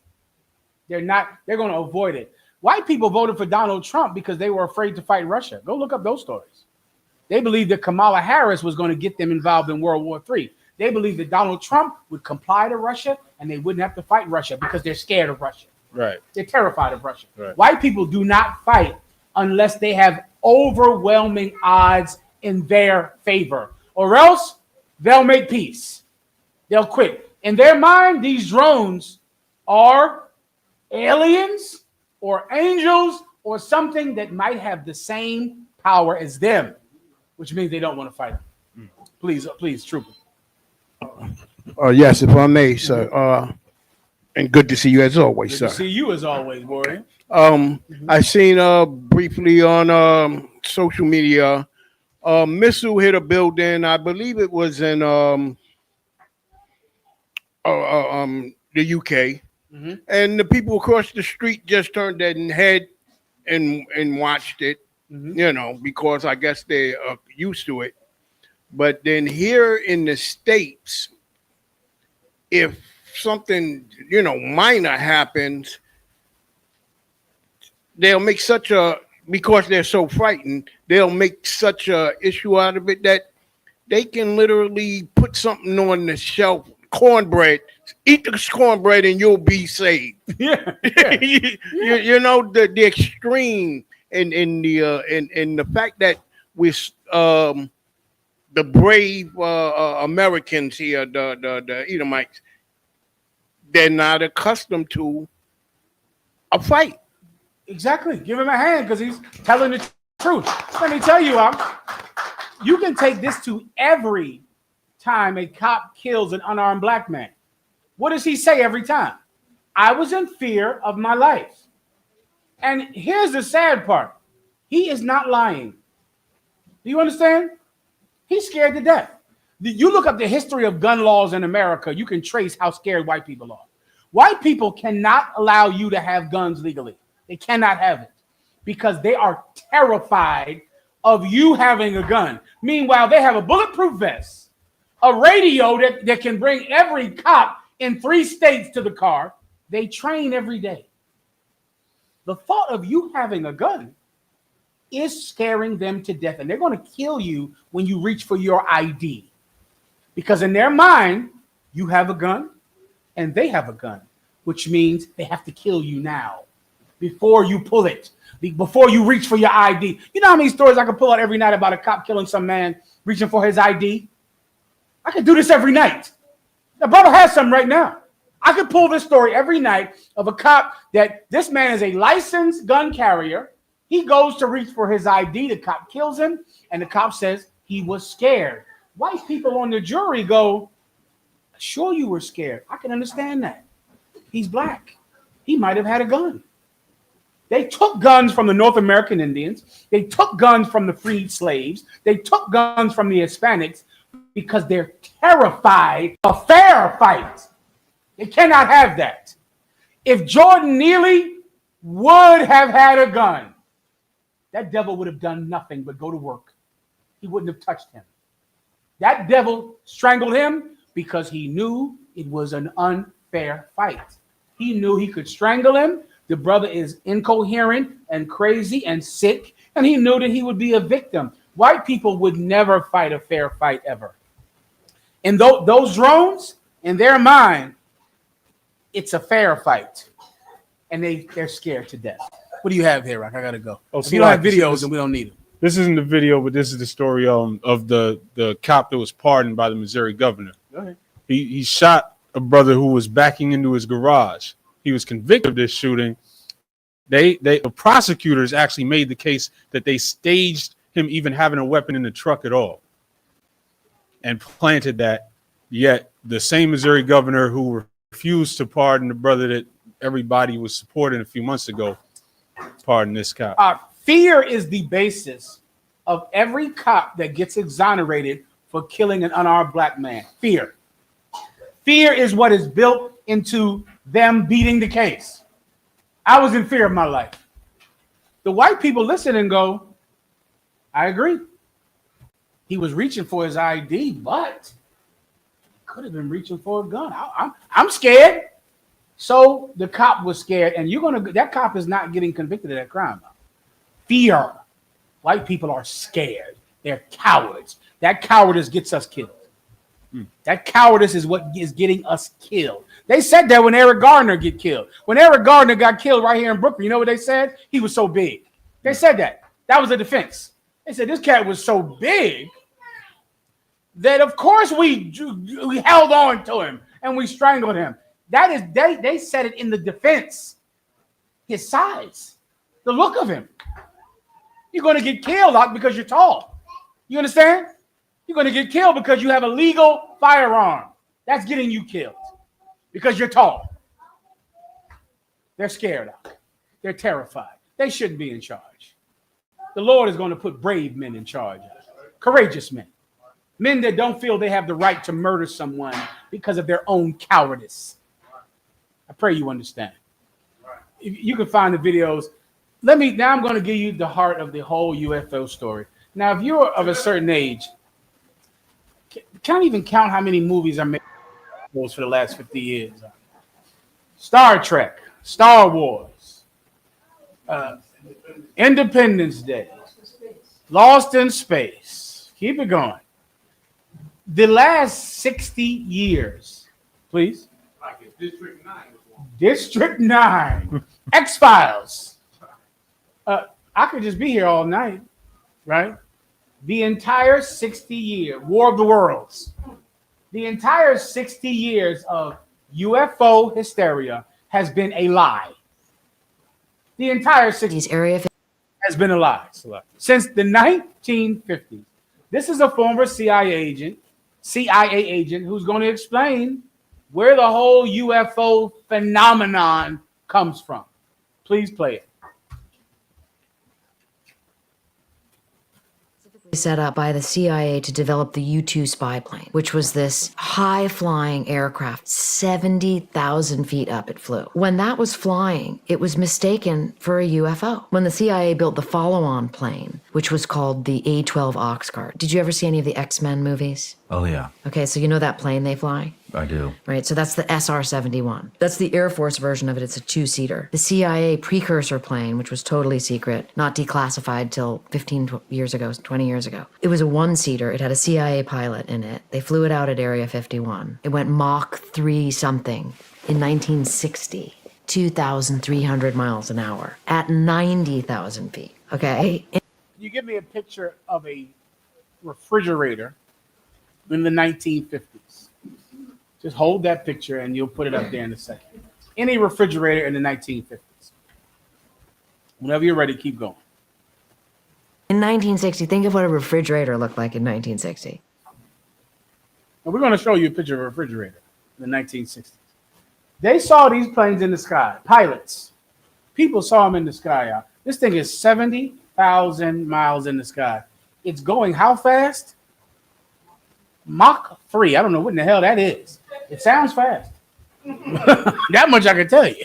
It sounds pretty damn quick to me. Mach 3 in the 1950s and 60s. People saw it and they thought it was an alien. E.T. That's another movie. E.T. People would see the white man flying secret jets and secret aircraft that he was using to fight wars with, and they would say, that's an alien. Levi, If I may, sir, Mach 3 in speed refers to a velocity that is 3 times the speed of sound. What is the speed of sound, Levi? I don't know what the hell that is. Go ahead. Salakia. So what it's saying that it's like a boom. It's like a sonic boom when it go past. So before this before Like you hear the sound of a sound, bullet. yeah. Before you hear the sound, it's gonna pass you, then you hear the sound. Oh, that sounds that fast. sound Listen, of that boom. sounds fast to Salakia. me. Can you show me a refrigerator? You have that yet? That's it right there. Make it nice and big. That's what people had in their houses. That thing right there. Meanwhile, there's a thing in the sky going 3 times the speed of sound. They thought it was an alien. The CIA used that to be able to disguise their secret jets and secret aircraft and tell everyone it was alien. It was aliens, really, when it wasn't aliens, everyone. This is going straight into the foundational Black Americans. This is going right into it. You'll see in a minute. You're going to notice in a second. This is what I'm talking about now with aliens is going straight into Tariq Nasheed and the foundational Black Americans. They thought this was aliens. When you would ask the government about it, the government would say, we can't tell you about that. That's classified. You know, it seems like it might be aliens, though. You know, the government would help Steven Spielberg and help all these movie people make these movies that would prop up the lie that it was aliens. Go back and play the white woman. See me one more time with the chaser, please, Warren. A one-seater. It had a CIA. Go ahead. Go on. Set up by the CIA to develop the U-2 spy plane, which was this high-flying aircraft, 70,000 feet up it flew. When that was flying, it was mistaken for a UFO. When the CIA built the follow-on plane, which was called the A-12 Oxcart. Did you ever see any of the X-Men movies? Oh, yeah. Okay, so you know that plane they fly? I do. Right, so that's the SR-71. That's the Air Force version of it. It's a 2-seater. The CIA precursor plane, which was totally secret, not declassified till 15 years ago, 20 years ago. It was a 1-seater. It had a CIA pilot in it. They flew it out at Area 51. It went Mach 3 something in 1960. 2,300 miles an hour at 90,000 feet. Okay? In 1960, think of what a refrigerator looked like in 1960. Keep going. Is that it? That's it. It was all a lie, everyone. There's never been. And what was the base that they had these planes at? Did she tell you? Area 50. Area 51. Area 51 is where these planes were flying from, out in Nevada. Area 51 is the famous place that the Roswell crash happened, with the aliens crashed. Come on. That the aliens crashed at, and their spaceship is at Area 51. The entire thing was a lie to mask the spacecraft that the white man is building to fight his enemies, whether they be of this world or the next. The white man is building spacecraft to fight Jesus Christ, to fight the Most High God. He thinks he can do it because of his pride. His pride have lifted him up. He's making spacecraft to defeat Russia. He beat Russia. He's making spacecraft to defeat Jesus Christ. He will not do that. But he thinks he can. There's no such thing as aliens, young brothers and sisters. That's make-believe. It never existed. There never was any aliens. You are just a sucker for white people. Where is that bringing me to? Foundational Black Americans and Tariq Nasheed. Tariq Nasheed is not evil. He's just naive. Umar Johnson is not naive. They're both just naive. I'm going to prove that in a second. That doesn't make them evil. They're just childlike. Okay? Let me just try to get through the rest of these questions, and then I'll explain my point. Was there anything else? Not on that, sir. I had the. What else do you have? The Kamala Harris video, if you wanted that. Say again? You want the Kamala Harris video, or you want it? Not quite, not yet. That's in the Tariq Nasheed breakdown. Did you still want the video of the drones? Do you have it? Fireworks show? Count. Yeah, go ahead.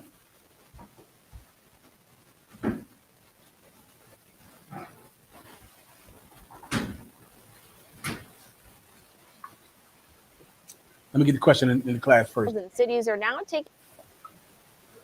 Salaka. So, no, it's just a statement because it's always like the propaganda. What it was a weather balloon. That's they're known for saying it was a weather It was a balloon. weather balloon. Yeah. It was the SR-51 Blackbird, and they just lied, and they made you go and become a lunatic about aliens, and believing in aliens with big old eyes, naked ass aliens with big heads and big old eyes, naked. Don't be a sucker for white people, Art. Don't be a sucker. You come into the UPK, we're going to wise you up. You're going to get some goddamn wisdom and not become a sucker for every white lie like Tariq Nasheed. Continue. So like I said, a sister asked in the comments, Salakia, sir, does that mean that no one actually sees chariots with the angels? No, that does not mean that. It doesn't mean that at all. Sometimes there are actual chariots, but the ones that the white man pushes, those are all lies. All of them. But a person, a brother or a sister, can absolutely see a chariot of God. But that is not the alien phenomenon. Here's what I'm saying, and I'm not being shy about it. There's no such thing as aliens. You understand? I want to make that as clear as I can. There is no such thing as aliens. Can you see an angel of God? Absolutely. Those do exist. The angels exist. The chariots of God exist. Aliens don't exist. There's no such thing as ET. That's the point you got to get. You got to grow the hell up, man. Stop acting like a kid all the time. You still believe in cartoons and shit and everything like that. Transformers are not real either. You know that? Y'all didn't know that, I don't think. I think you thought Transformers were real. They're not real. Okay, you know Santa Claus ain't real. Wait a minute now. We just went through that. We just went. Am I breaking hearts? We just went through that. You know Santa ain't real either. Come on. Salakia, sir, we went live after Hanukkah last night, and the kids were explaining to everybody out there that Santa was not Go real. ahead, kids. Where they at? Go ahead, y'all. That's right. You're going to have to, mature. You're going to have to stop being so susceptible to white lies. Okay, come on. Where are we at? Let's move along. Concept. Real quick. The tech show. You get Hazahar. Come on.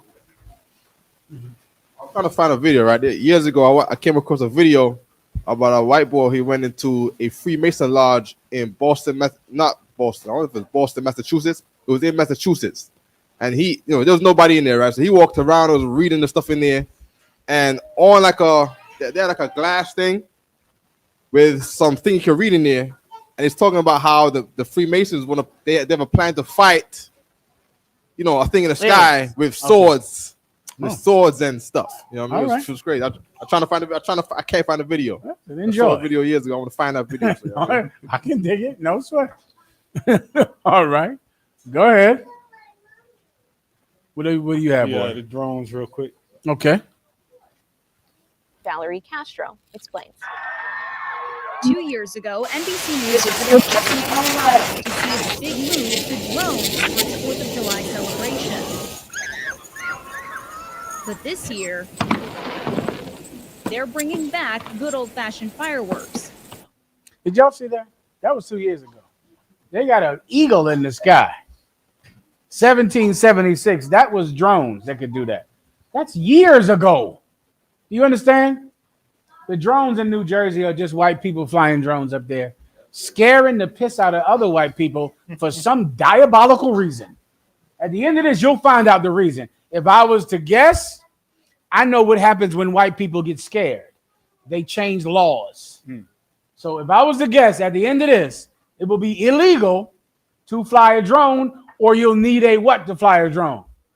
Give her a hand. She knows white people. Yeah. Before you know it, they'll be saying, let me see your license. You got a drone? Where's your license at? Get your license renewed once a year. Let me inspect your drone. Let me take your drone to the drone inspector.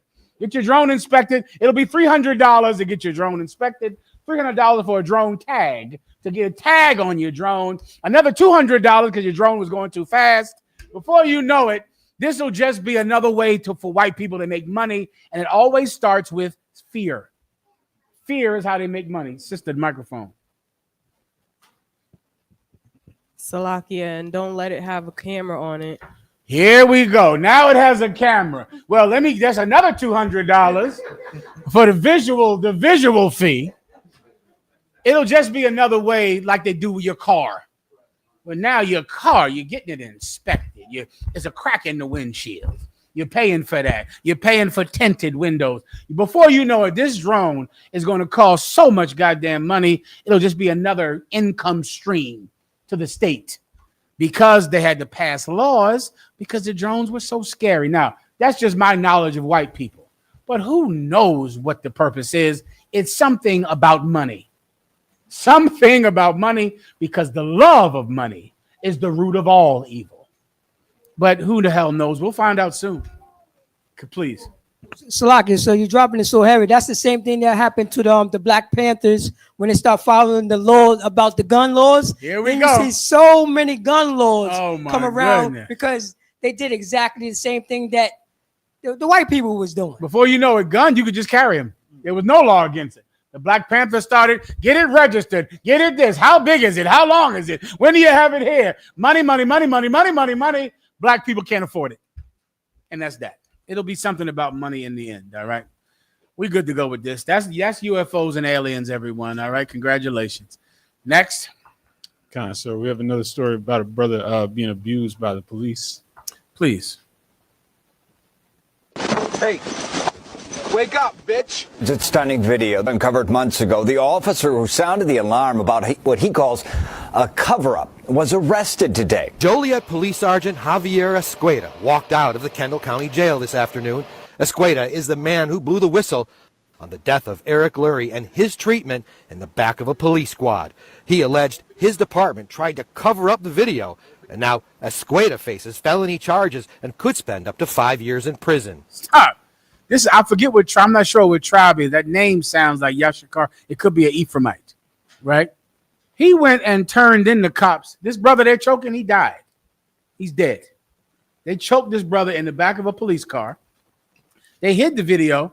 I believe he was a Puerto Rican brother. He was there, and he went and turned them in. And he got arrested. And he might do 5 years in jail. Because he went and blew the whistle on what happened. Why did he do it? Conscience is why he did it. Because this man, what? Has a heart. He has a heart. The things that white people do, you can only do them if you don't have a heart. If you have a heart, you can't do that to a person, to children. You can't do it. This brother couldn't stomach it.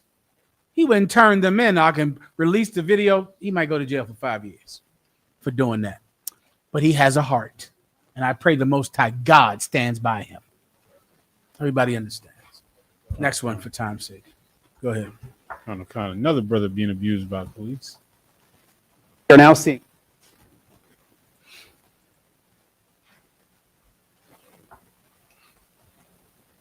The final moments in the life of Saudi Lee. Today, his family releasing body camera footage showing the confrontation between him and a Savannah police officer. That now former officer is facing criminal charges.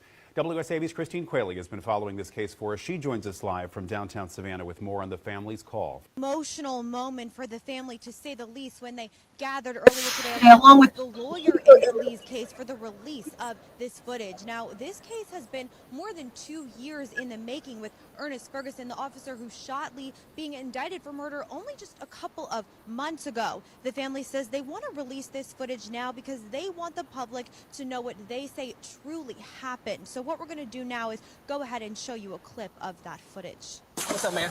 Everything good? Yeah, everything good. Yeah, I'm about to go to the house. Okay, sweet. Get my weapon license. Your weapons license? Where's it at? Where's it at? Hey. Second. So what you just saw is the moment Ferguson shot Lee in 2022. The Chatham County District Attorney, the prosecuting office, has said throughout this case that the body cam footage is a critical piece of evidence for several reasons. The biggest one being that the footage shows Lee telling Ferguson he has a weapons permit and to attempt to He has a what? his wallet. What did he have? A weapons permit. He's saying, I have a gun permit. I went down and paid the what? $30. Got the training, Went and did it, ran my ID. I'm not a felon. He's saying, I have a weapons permit. He gets shot. He's dead. He died because he had a gun permit. You understand? Because he had the permit. Because in his mind, he's thinking, I have a permit. He gets killed right then. Because he's saying, I have a permit. He gets killed for having a permit. If you don't have a heart, then things like this are acceptable to you. Because I can guarantee I know why the cop killed him. I know for a fact why he killed him. Who wants to guess what the reason is, sister? He was in fear of his life. He was so scared. He was so terrified. Being a cop is the hardest job in the world. No, it's not. It's not. You can go out there and be on those fishing boats and die tonight. Right. There are about 20 more jobs more dangerous than being a cop. And I'm ask Alexa, what are the top 10 most dangerous jobs in the world? I don't have time. A cop is not going to be on that top 10 list. There are far more dangerous jobs than that. But, you know, this is a dangerous job. So if I'm afraid, I get to kill people. All right. Everybody understands. Anything else? Come on. Go ahead. Well, that's all on that. Let's go into Travis Hunter. Clap it up. All right. Here we go. I got a ton of phone calls about Travis Hunter. Now, you're going to have to explain the story to me. Okay? I'm going to say what I think it is. You tell me if I'm correct or incorrect. Travis Hunter is a very skilled football player. He plays for Colorado University. His coach is Deion Sanders. Now, because he's always in the media, his woman is in the media as well. His woman is a whore, I hear. Concept. He's married to a whore. How do I know she's a whore? There are videos with her being with men. Is there a video where she said Travis Hunter stays in the car while she goes into the club? Concert while she goes to parties. It's a rough one. It's a rough one, y'all. Here's where I don't have any Travis Hunter videos, though, do I? There was just I got to just tell y'all about it. Travis Hunter, she said, listen, Travis Hunter is fine with how I behave. He waits in the car while I go into the club and dance with other men. He doesn't mind. Okay. She whores, out of both draw legs, probably both of them. She has about 2 draw legs. I think she whores out of both of them. Right? Unless she makes a hole with scissors to whore out another hole. She's a whore based on what the brothers are telling me. Now, that's all I can tell you. Travis Hunter is angry at everyone that calls her a whore. He's angry at everyone that calls her a whore. He's upset because this is his life. You don't decide who he loves. And he does not want you minding his business. And he's planning on marrying her. Now, here's the part I need that I don't understand. Why do people in the world care? Meaning, people in the world want Travis Hunter to do what? Break that part down for me real fast. Levi. If I may, out of one, based on all the videos that are circulating, they warning him not to marry this woman. Now, that's what I thought, Levi. Continue. Because she is after his money. She's a gold sum digger, it up. and she has sex with other men, probably, based on her conduct. Am I right about that or not? You got videos? Concert. Go ahead. Captain Zariak just shared a video. Someone else give me Proverbs 7. A strange woman. She lie in wait. That's the one you need. All right.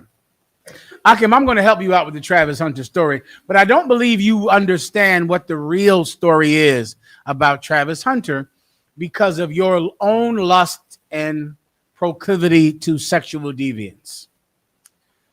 Let me help you young brothers with something that you're going to learn the hard way. Here's what you got to know about Travis Hunter. Travis Hunter is going to have to learn like we all learned. Let that nigga learn the hard way. Let him learn just like me. I learned. You trying to help him out. No, nigga. Learn like I learned. Learn like me up in that jail. Learn like me with that child support. and you don't know who the baby's daddy is. Learn like the rest of us. Travis Hunter can't learn like the rest of us. He gonna learn just like we learn, brother. You trying to spare Travis Hunter the practical knowledge. Give him that Travis practical knowledge, that we all went and got. We all learned it. He gonna learn it the way we did. You want to spare him the practical knowledge. No, you can't, brother. You can't. He got to have it that way. Here's the thing about life. Either you're going to learn the hard way or the easy way. The truth is, you're going to learn the hard way. You understand me? That's the truth of life. You're going to learn the hard way about a hoe. You ain't learning the easy way. What's the easy way? Look at her conduct. Look how she's dressed. Look, who is learning like that? You're going to get the practical knowledge when it comes to whores, brother.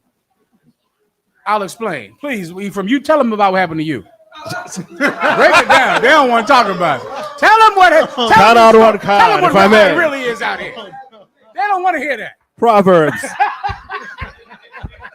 They don't want. Travis don't want none of that. Jesus, warning him. Where was y'all niggas at when I was 18? I ain't see y'all out here. That's right. Where was y'all at when I was 18? Ain't tell me a goddamn thing. I had to go ahead and learn. Well, Travis, you're going to learn like I learned. Go ahead, Ephraim. Go ahead. Proverbs chapter 7, verse 12. Now is she without, now in the streets, and lieth in wait at every corner. She lieth in wait at every corner. Brothers, let me help you with something about a whore that you are missing with the Travis Hunter story. If Travis Hunter marries her, that means nothing because you can divorce her. That means nothing. You can get a woman to sign a prenuptial agreement in every state, I think, but California. And it is hard to break those prenuptial agreements. There's a clause in prenuptial agreements. There's an infidelity clause that if she commits infidelity, she could get nothing or some small amount that you agreed to ahead of time. A marriage doesn't mean anything. You know what means everything? Sex. It is not important that he doesn't marry this woman. It's important that he doesn't have sex with her. That's the real lesson. Now, who out there agrees with that? Everyone who is mad at Travis Hunter for wanting to marry that whore does have sex with a whore. You can't have sex with whores and then tell Travis Hunter he shouldn't marry one, because sex is the actual thing that is going to destroy your life when it comes to a whore. Who knows why? Grown people. Because when you have sex with a whore, what happens? What happens then, Aisha? You have children with a whore. Yeah, that's where babies come from, young brothers. Is there a prenuptial agreement for child support? That doesn't exist. There is no agreement for child support. None. That woman could say, if I have a baby with you, I will only take $10 from you.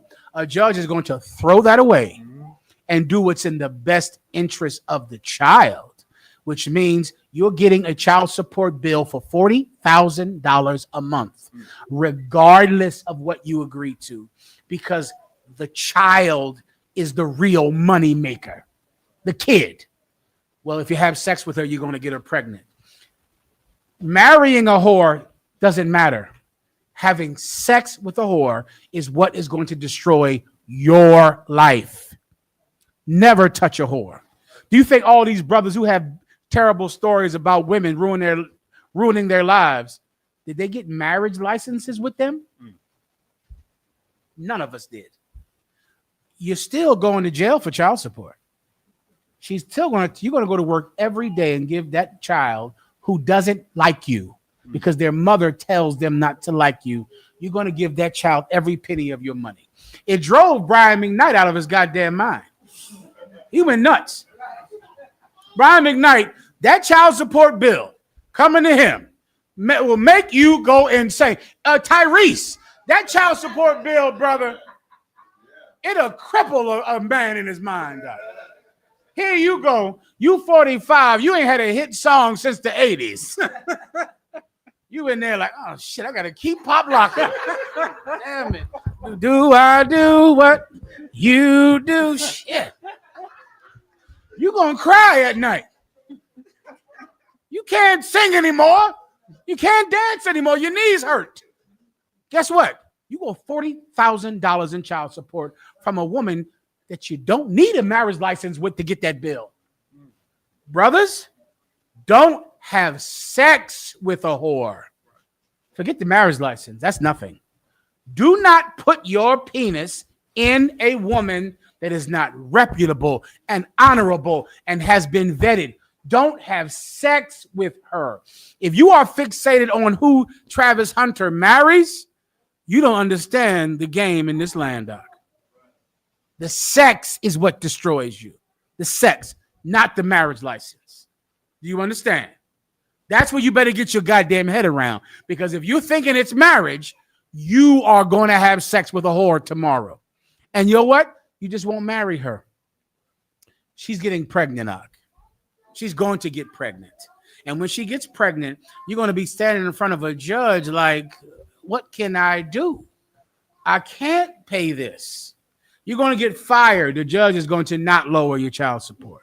You're going to lose your job. The judge is not going to lower your child support at all. And guess what? The child is going to hate you. That's the terrible thing, in that you're going to pay all this money, right? You're going to work every day for this child. And then the child doesn't want to see you. Do you understand? The child hates you. And before you know it, you just look at this child like, this child is the worst thing that ever happened to me. A lot of your fathers didn't come around you because of this. Your fathers had a child support bill that was killing them. And then when they went to see you, you were like this. You ain't my father. Jimmy over here, he my father. Is Jimmy paying all this effing money for child support? You know what? Jimmy can have you. Let Jimmy be your damn daddy then. Let Jimmy, you, and so meanwhile, the child hates you. Your father stopped coming around not because of child support. And guess what? Your father has a warrant, which means he's running and hiding and dipping and dodging his whole life. He can't show up to your house for your birthday. If he comes to your house on his birthday, your grandmother is going to get him arrested. He stays away. It doesn't matter who you marry. That's irrelevant. You go get a divorce decree tomorrow. It matters who you have sex with. Sex is the bond that you make with a woman that you cannot break up. Now, I'm not even talking about, my God, the women, you have sex with the wrong man, you're going to get cancer. That's what's going to happen to you. You're going to die. There are women that are dead because they had sex with a man that they should not have had sex with. Now they had this cancer. What's the cancer that women get from sex? Oh, God. It begins with a P. Some P. HPV? HPV. There's a strain of HPV that if a woman catches it, she gets cancer. You understand me? Cancer. Now imagine this woman saying, who shall I get a ring from? Who should I get married to?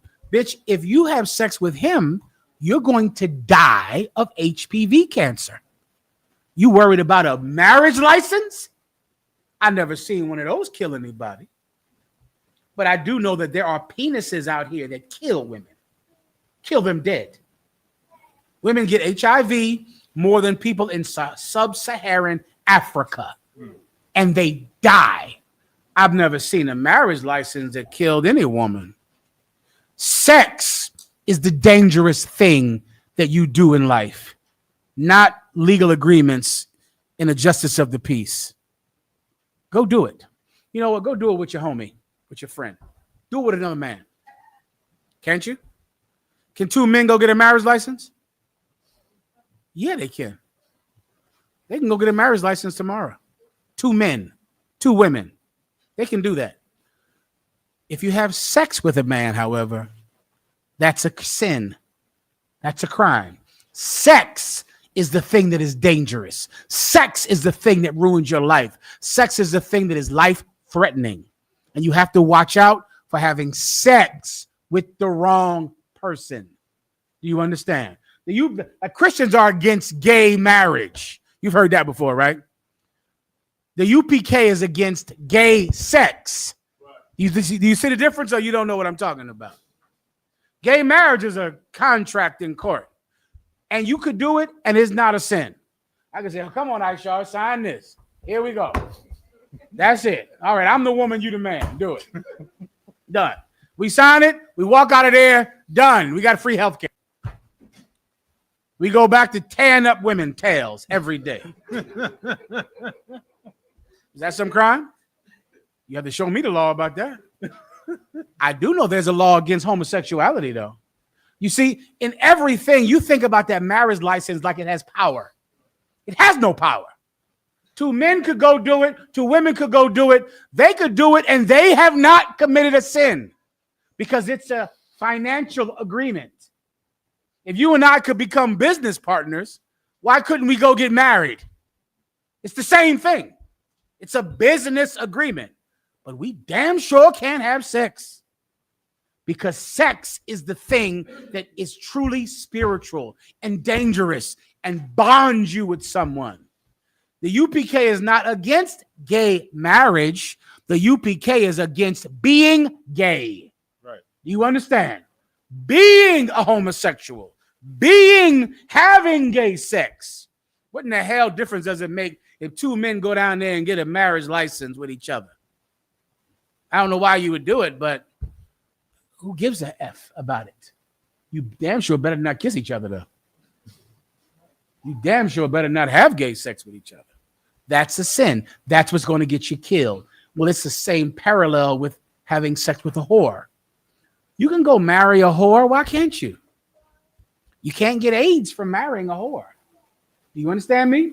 You cannot get AIDS from marrying a whore. You cannot get her pregnant from marrying her. You cannot get a woman pregnant from signing your initials or signing an agreement. You get women pregnant from sex. Sex is what is important in life. Sex. If you don't get that about Travis Hunter, you better get it about yourself. Please, the precept, the one in Proverbs. Now I'm going to tell you what a whore looks like. Now, when I'm breaking this down, I'm not breaking it down so that you don't marry her. I'm breaking this down so you don't have sex with her. Everybody gets it. Please. Khan. Proverbs chapter 7, verse 12. Now is she without. Now is she where? Without. You know where those whores are? Outside. Oh, they out there, brother. They out there on that Instagram, on that TikTok. They out there catfishing you, some meeting you. They bring you down to some hotel. Bring you down to meet. They outside, these whores. You go outside, that's where you'll find them. Outside now is the internet. They're out there. You go reach in outside and go find you a whore. Go ahead. Khan.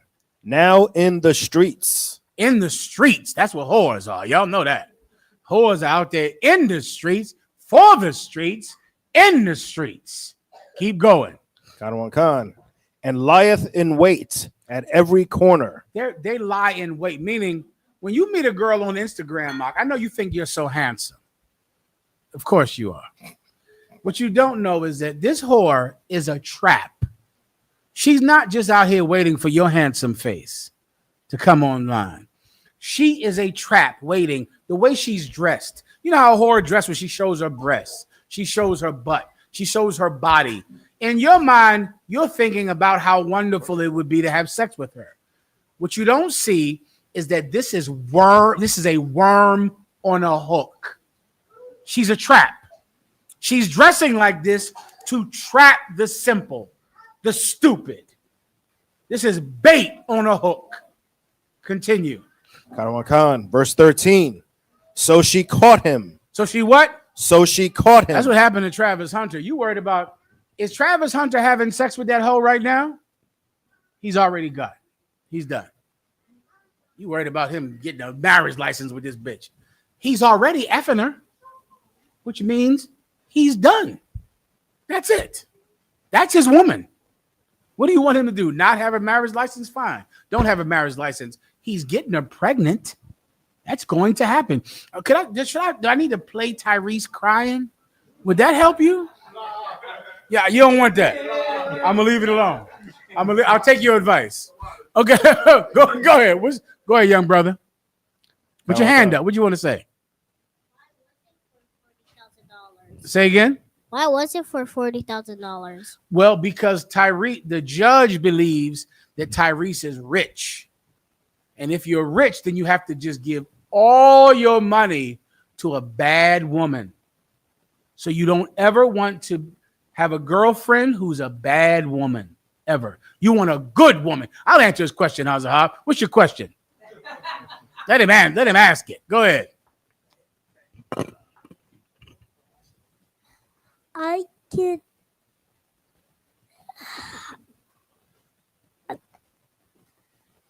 Good enough. Give him a hand. Let's get out some money. Come on up and get $2 for that question, for that answer. Come on up, warrior. Come on up here and get this money. I'll give you another $1 for that. Give me the other young brother, too.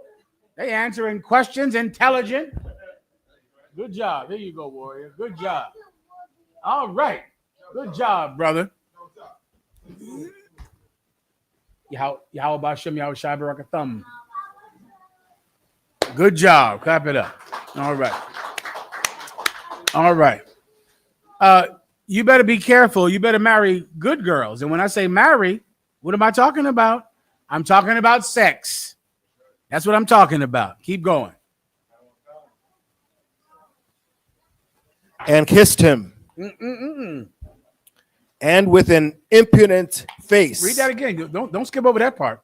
Khan. She did what? And kissed him. She went and got a marriage license with him. And kissed him. They went and bought a ring. And kissed him. They called in the justice of the peace. And kissed him. She made herself look like something you could not resist. And then she gave you some sugar. She kissed you. It's over. Done. She kissed him. Go ahead. Khan. And with an impudent face said unto him, verse 14, I have peace offerings with me. With an impudent face, she says, I have peace offerings with me. She wants to give you something. Oh, she wants to bring you in that house. Some of them, they'll try to cook for you. They'll tell you, listen, come over to my house. I'm going to cook something for you. I'm going to buy you. You young brothers, you know they give you, right? Those video games.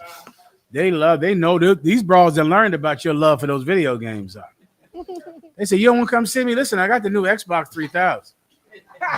What you like? Night of the Hunter? Or what's the one with the guns? Y'all all get to pretend you're Navy SEALs on there. What's the one y'all get to pretend you in the military? Esau's military. Call of Duty. You listen. She go. Mwah. You know I got the Call of Duty over there. I got that chair. They got what's the video game chair y'all like? The shit look like you launching an aircraft carrier. The shit like zzz, zzz. The shit got that chair y'all like to play those video games in. These bros will go get that chair up and get the video games and that big TV. Ooh, you over in that house, brother. You sitting in there playing those video games in that aircraft carrier chair. Keep going. I have gift offerings for you. Keep going. Khan. This day have I paid my vows. This day I have paid my vows. I'm giving you the things that I need to give you to get you to come home with me. To get you to come home with me. Keep going. Khan. Verse 15.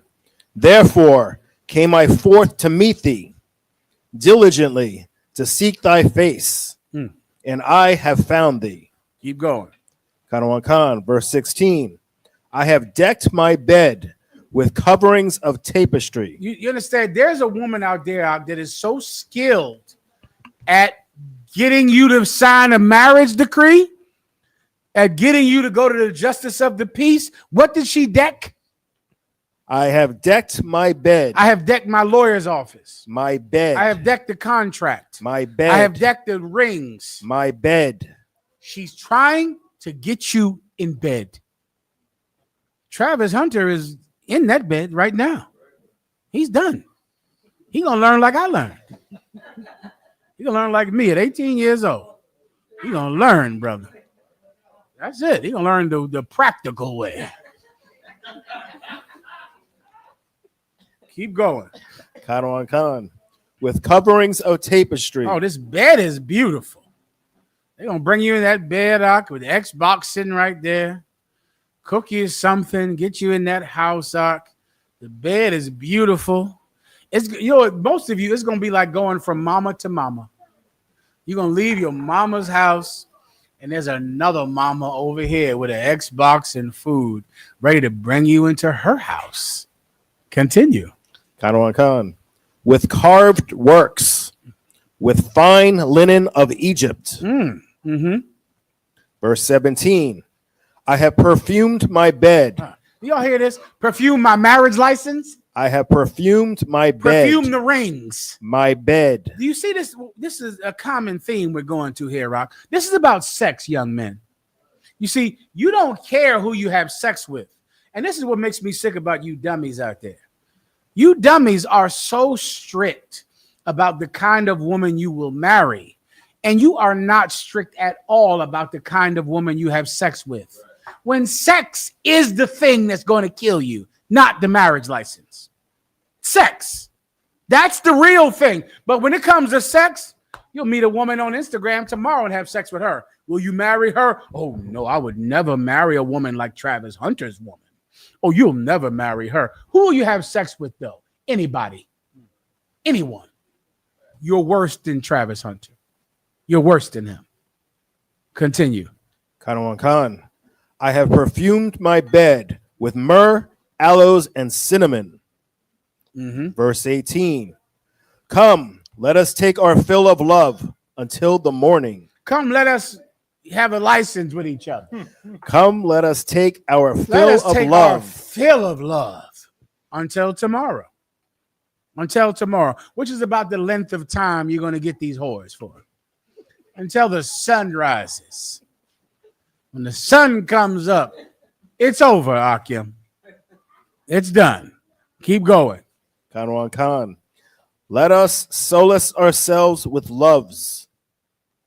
Solace means to satisfy. Let us satisfy ourselves with love, with more. Keep going. Khan. Verse 19. For the good man is not at home. Read that again. For the good man is not at home. Let me give you your future, young brothers. Some evil bitch is going to move you into her house to have sex with her. In doing so, you are going to have to get rid of the cat who was there before. He's going to come over. You're going to meet him at the door. He's going to come over. He's going to say, yeah, I'm here to see my kids. I'm here to get my things. You'll stand there like, you're the man now around here. Yeah, you can come on in and, talk. He was just sitting in that same chair. Him. He was just watching that TV. And he's going to look at you in there like, motherfucker, that was my video games.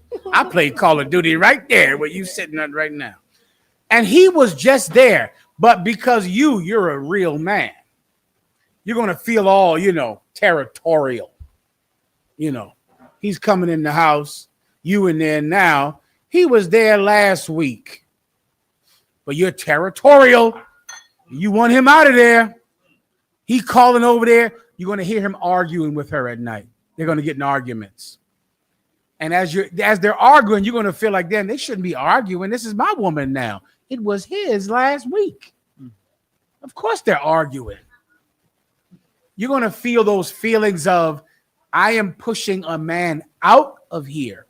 And I have to push him out to claim the video game controllers.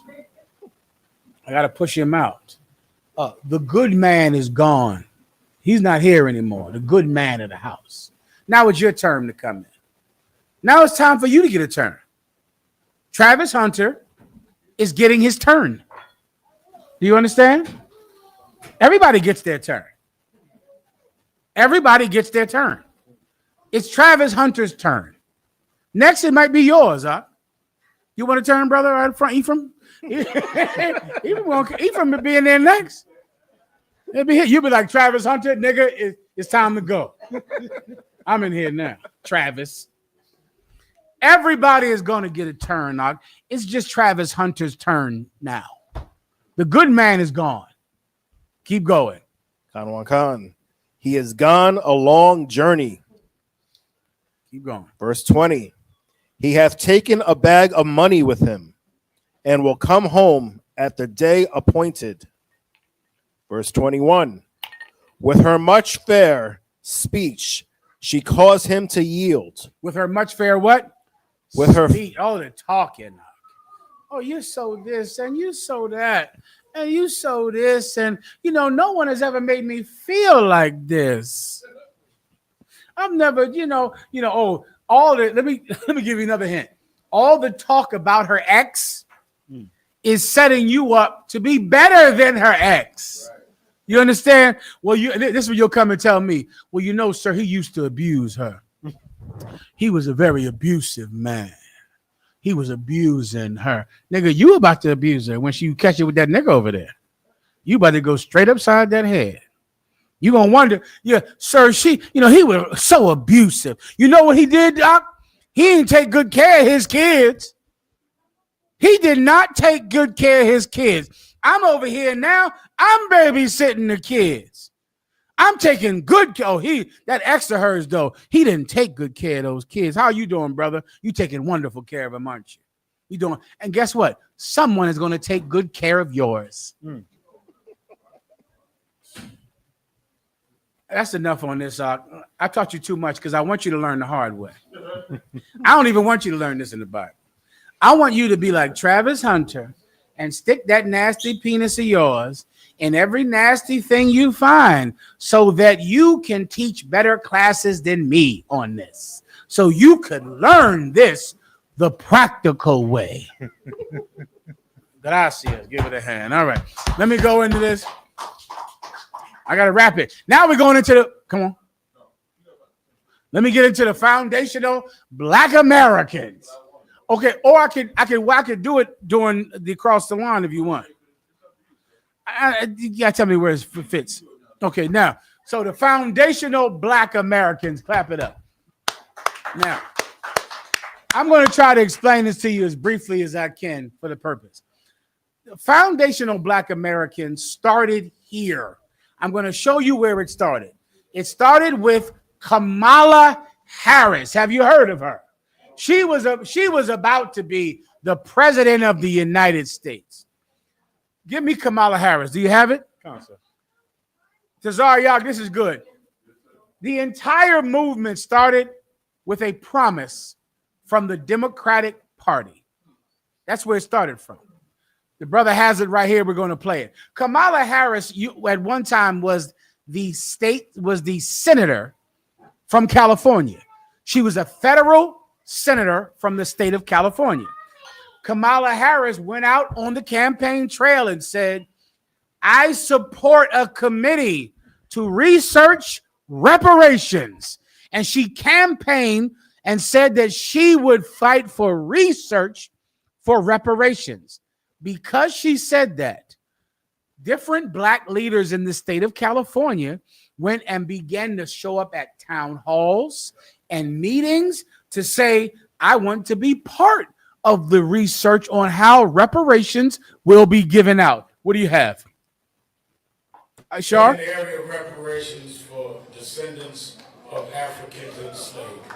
If you elected president, would you sign that bill if it came across your desk? When I am elected president, I will sign that bill. They said, come here, Allah. Tariq Nasheed said, hallelujah. Play it one more time. This is Kamala Harris when she was running for president. She's meeting with Al Sharpton. Al Sharpton asked her, when you are elected president, will you sign the bill making reparations legal? Does everyone know what reparations are? Reparations is money given to the descendants of slaves for the tragedy and the robbery that their ancestors undertook from being slaves. Kamala Harris said this. Go ahead. But in the area of reparations for descendants of Africans enslaved. If you elected president, would you sign that bill if it came across your desk? When I am elected president, I will sign that bill.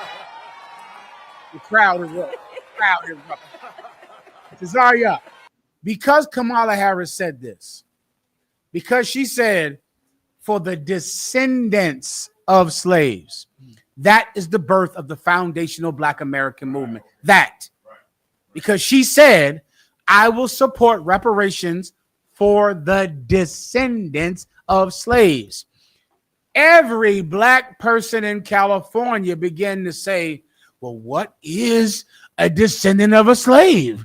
It's not the West Indians. It's not the Hispanics. It's not. We have to figure out what is a descendant of a slave. Because Kamala Harris said that she would support reparations to the descendants of slaves. Let me give you one person that got caught up under it. You have it? I haven't showed what I need. Where it opens the floor for other groups to come in and undermine us. Reparations in the form of lineage-based compensation is not a compensation for reparations in the form of lineage-based reparations. Where did he get that from, Tazaryak? Kamala Harris. You get my point? Kamala Harris has already said, and she is Tariq Nasheed's senator. Tariq Nasheed lives in California. She is his senator. And she's saying, I will support reparations for the descendants of slaves. Tariq Nasheed goes to the town halls and he says, well, reparations for lineage-based slaves can include Puerto Ricans, can include Hispanics, can include West Indians, because Tariq Nasheed is already dividing up the money before he has it. Right. He doesn't even have the money. He's already dividing it up. Well, niggas in the South, you get it. West Indians, you can't have none. Puerto Ricans, you can't have none. Mexicans, you can't have none. Meanwhile, to Zaryak, there ain't no damn money. Right. There's none. Tariq Nasheed is already spending it, already dividing it up. And there is none. You know what he's dividing up? Kamala Harris's promises. Right. She promised it. I just showed you the promise. Play Tariq Nasheed again. Is not a compensation for racism. Let's be very clear. If we open the door to racism, Hispanics can come in, Asians can come in, Middle Eastern people can come in. It will become affirmative action again, where we are left holding the crumbs and everybody else is holding the cake. So we have to focus on the lineage-based reparations. Stop. That is what he came. He went to multiple town halls held by, who had the town halls? Kamala Harris. And the Democratic Party had all these town hall meetings where they would decide, how should this imaginary fucking money be spent? The money is imaginary. There wasn't any money. But they all had meetings, to Zaryak, on who should get it. West Indians, no, you don't get any of this money. Puerto Ricans, no. Mexicans, no. Haitians, no. The only ones that get this money is, there is no money. They all just believe Kamala. When Kamala said, I will sign it into law. You know what happened one day after that? The Supreme Court struck down all affirmative action in the country. Affirmative action is illegal now.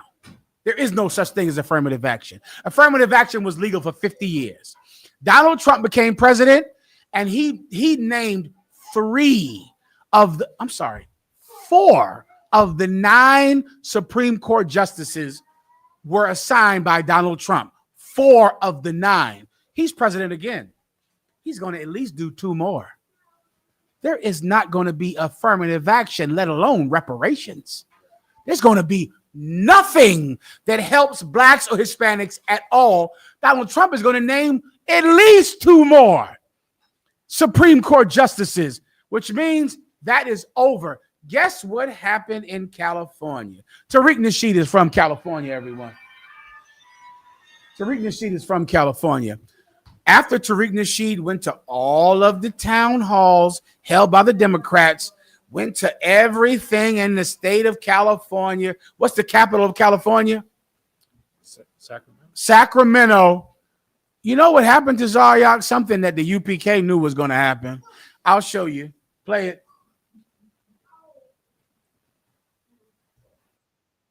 legislative session. State lawmakers have until midnight tonight to pass proposed laws for the year ahead of the deadline. Advocates for reparations for Black Californians have been protesting all day as lawmakers plan to block two key bills for that effort. KCRA 3 Capitol correspondent Ashley Zavala is live at the state capitol right now with what's happening. Ashley?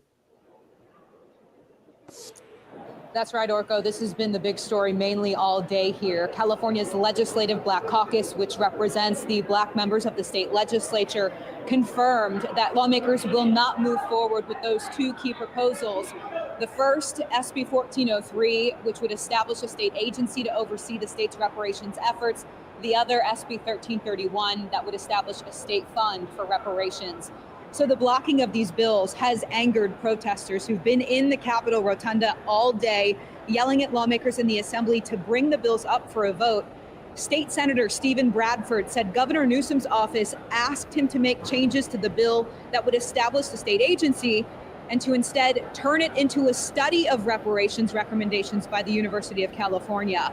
Bradford would not accept the changes, and he says the Legislative Black Caucus is afraid of the veto. But the leader of the Legislative Black Caucus, Assemblymember Lori Wilson, denied this. Bradford told us, though, the bills have the votes. We're at the finish line, and I think we as a Black Caucus owe it to... For time's sake, Tazariak, it failed in the state Supreme Court of California. It's ended. And guess who ended it? The Congressional Black Caucus of California did not allow it to be sent up for a vote. Black people stopped reparations in California. They stopped it. It failed. Black people, brother, went crazy. In Sacramento, they could not believe that this law that they had so much hope in, they thought we were going to get all of this money, not the West Indians, not the Haitians, but we were going to get this money. Come to find out, the black people in California killed the bill. And it failed. Tariq Nasheed is not evil. He's naive. He's just naive. Do you think Commanding General Yohana ever thought that black people were going to get reparations? Never. Commanding General Yohana never believed in aliens either. Do you understand? This is for children. You're a child. Tariq Nasheed is a child. And he's just a sucker. And it's heavy because I remember him when he first came out. He was a pimp, Tazariak. I don't know if you know that. You remember that. Tariq, please? He's everything he wants to be. He used to be a pimp. Well, guess what? Kamala Harris pimped Tariq Nasheed. She pimped him because Tariq Nasheed thought that he was going to be the one in charge of who gets all of this black money. He was going to stop it from going to those Puerto Ricans and those Mexicans. They can't have any of this. And you Jamaicans, you can't have any of this money either that me, Tariq Nasheed, is in charge of who gets it. There was no money. There was never going to be any money. Can I give you a parallel? Show me the $20 bill. Can you show me that, Tariq Nasheed? Anyone remember this? Who remember? Who knows what this is here? Ephraim, you ever seen this before? Oh, I'm from the tribe of Judah. I know what this is. You know what? This is what Kamala told us would be the new $20 bill. She said that from now on, Harriet Tubman was going to be on the $20 bill. You know what black people said? Hallelujah. Oh, they believed that Commanding General Yohana knew there was never going to be Harriet Tubman on the $20 bill. They thought it would be in California. Tariq Nasheed thought Harriet Tubman would be the new face on the $20 bill. Anybody seen Harriet Tubman on the 20? Is that on there? You got any Harriets in your pocket? Anybody? You see, we're not naive in the Israelite school of UPK. You foundational black Americans, you're suckers for white people. You know what your problem is in the foundational black American movement? You trust white people too much. You trust white people. with all of your blackness, you still trust white people. You should have known there would never be reparations, and Harriet Tubman is never going. Harriet Tubman ain't going to be on the 20, and you're not getting any 20s, any at all for slavery. You should have known that. The reason you didn't know it is because you trust white people. You're a fool for white people. You're a sucker. You're a whore for white people. Kamala Harris pimped you with a lie. This reparations pipe dream that you thought. Listen, Tariq Nasheed thought it was happening to Zaryak, which is why he's deciding who the money goes to. You get my point? That he thought, well, who should get it? They should get it. They shouldn't get it. It was never going to happen anyway. Neither is the Harriet $20 bill ever going to effing happen. But you did get out there and vote. I would ask Tariq Nasheed if he voted for Kamala. I would wonder if he voted out there for Kamala Harris. I would wonder if he told people to vote for her because she was going to give reparations. You dummy, you're a child. You know who else is a child? Umar Johnson. Who? Look up the turkey leg hut. Raise your hand if you heard of the turkey leg hut. Oh my God. Is the turkey leg hut open? The turkey leg hut is closed. Brothers out there watching, the turkey leg hut was so famous. It was owned by Beyonce, which makes it a place of worship right there. It's a church, basically, because Beyonce owns it. The turkey leg hut was a destination place to go to in Houston. Black people were coming to the turkey leg hut from everywhere on the planet. Where is the turkey leg hut at now? It's closed down. Do you know why? Because it is damn near impossible to make a successful black business in America. Umar Johnson thought he could open up a school. Umar Johnson is naive. Right. Do you understand? He's not evil. He's just a child. He thought that he could open up this giant school for the Frederick Douglass red, black, and green blackness in Umoja. When Beyonce can't sell turkey legs. It's hard to have a successful black business. It's hard, Doc. It's damn near impossible. His problem is he thought it would be easy. Tariq Nasheed thought that Kamala Harris kept her promises. Tariq Nasheed thought that the Governor Newsom kept his promises. Tariq Nasheed got pimped by white people. It was never going to happen. What you should do is seek that thing that will happen. Seek that thing that is a guarantee. God's word is a guarantee. God's word will happen. You trust in him and not in the Democratic Party. With that, pass the class over to the officer in the back. Okay, come on. Come on. Come on. Slaki, sir, if we could get a final Christmas to YouTube. One last video. And all you poor fuckers out there. Merry Christmas. Merry Christmas to YouTube.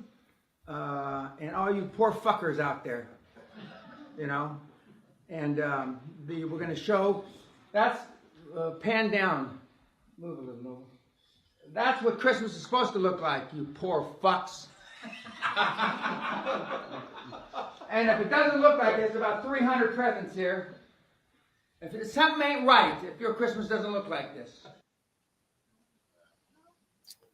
Merry Christmas, everybody. Go ahead. Oh!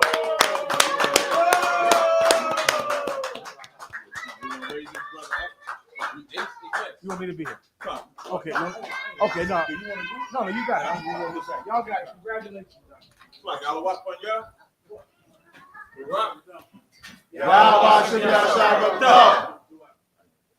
we're gonna go ahead and come on. You don't want. All right. This man been asking me to take this test about a week after he got like 2 days, and I'm ready to take the test. But this brother aced the test, man. So we're going forward no longer as trooper. So I'm going to put oil on your head. All right. We're gonna say the prayers up here.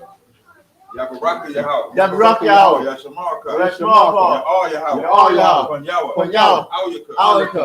Wayakanka. Shah Yahweh. Shah Yahweh. Pan Yahweh. Pan Yahweh. Auyaka. Washemaka.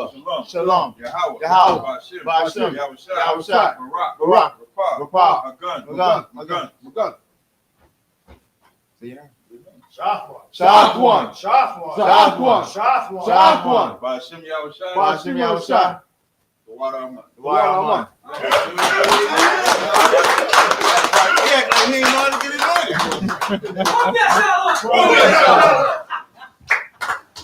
on. Men of Israel, Madyam, which means to stand. Men of Israel, we're going to give one courtesy salute. Men of Israel, Madyam Shabbat, Amadyam, Barak, Yahweh Ba'ashem Yahweh Shabrak, Thumb. Yajamata, which means hands down. Saw faces sisters, Amadyam, which means to stand. Men of Israel, we're going to give one courtesy salute to the sisters. Men of Israel, Madyam Shabbat, Amadyam, Barak, Yahweh Shema Thumb Ba'ashem Yahweh Shai. Mata, which means hands down, class dismissed.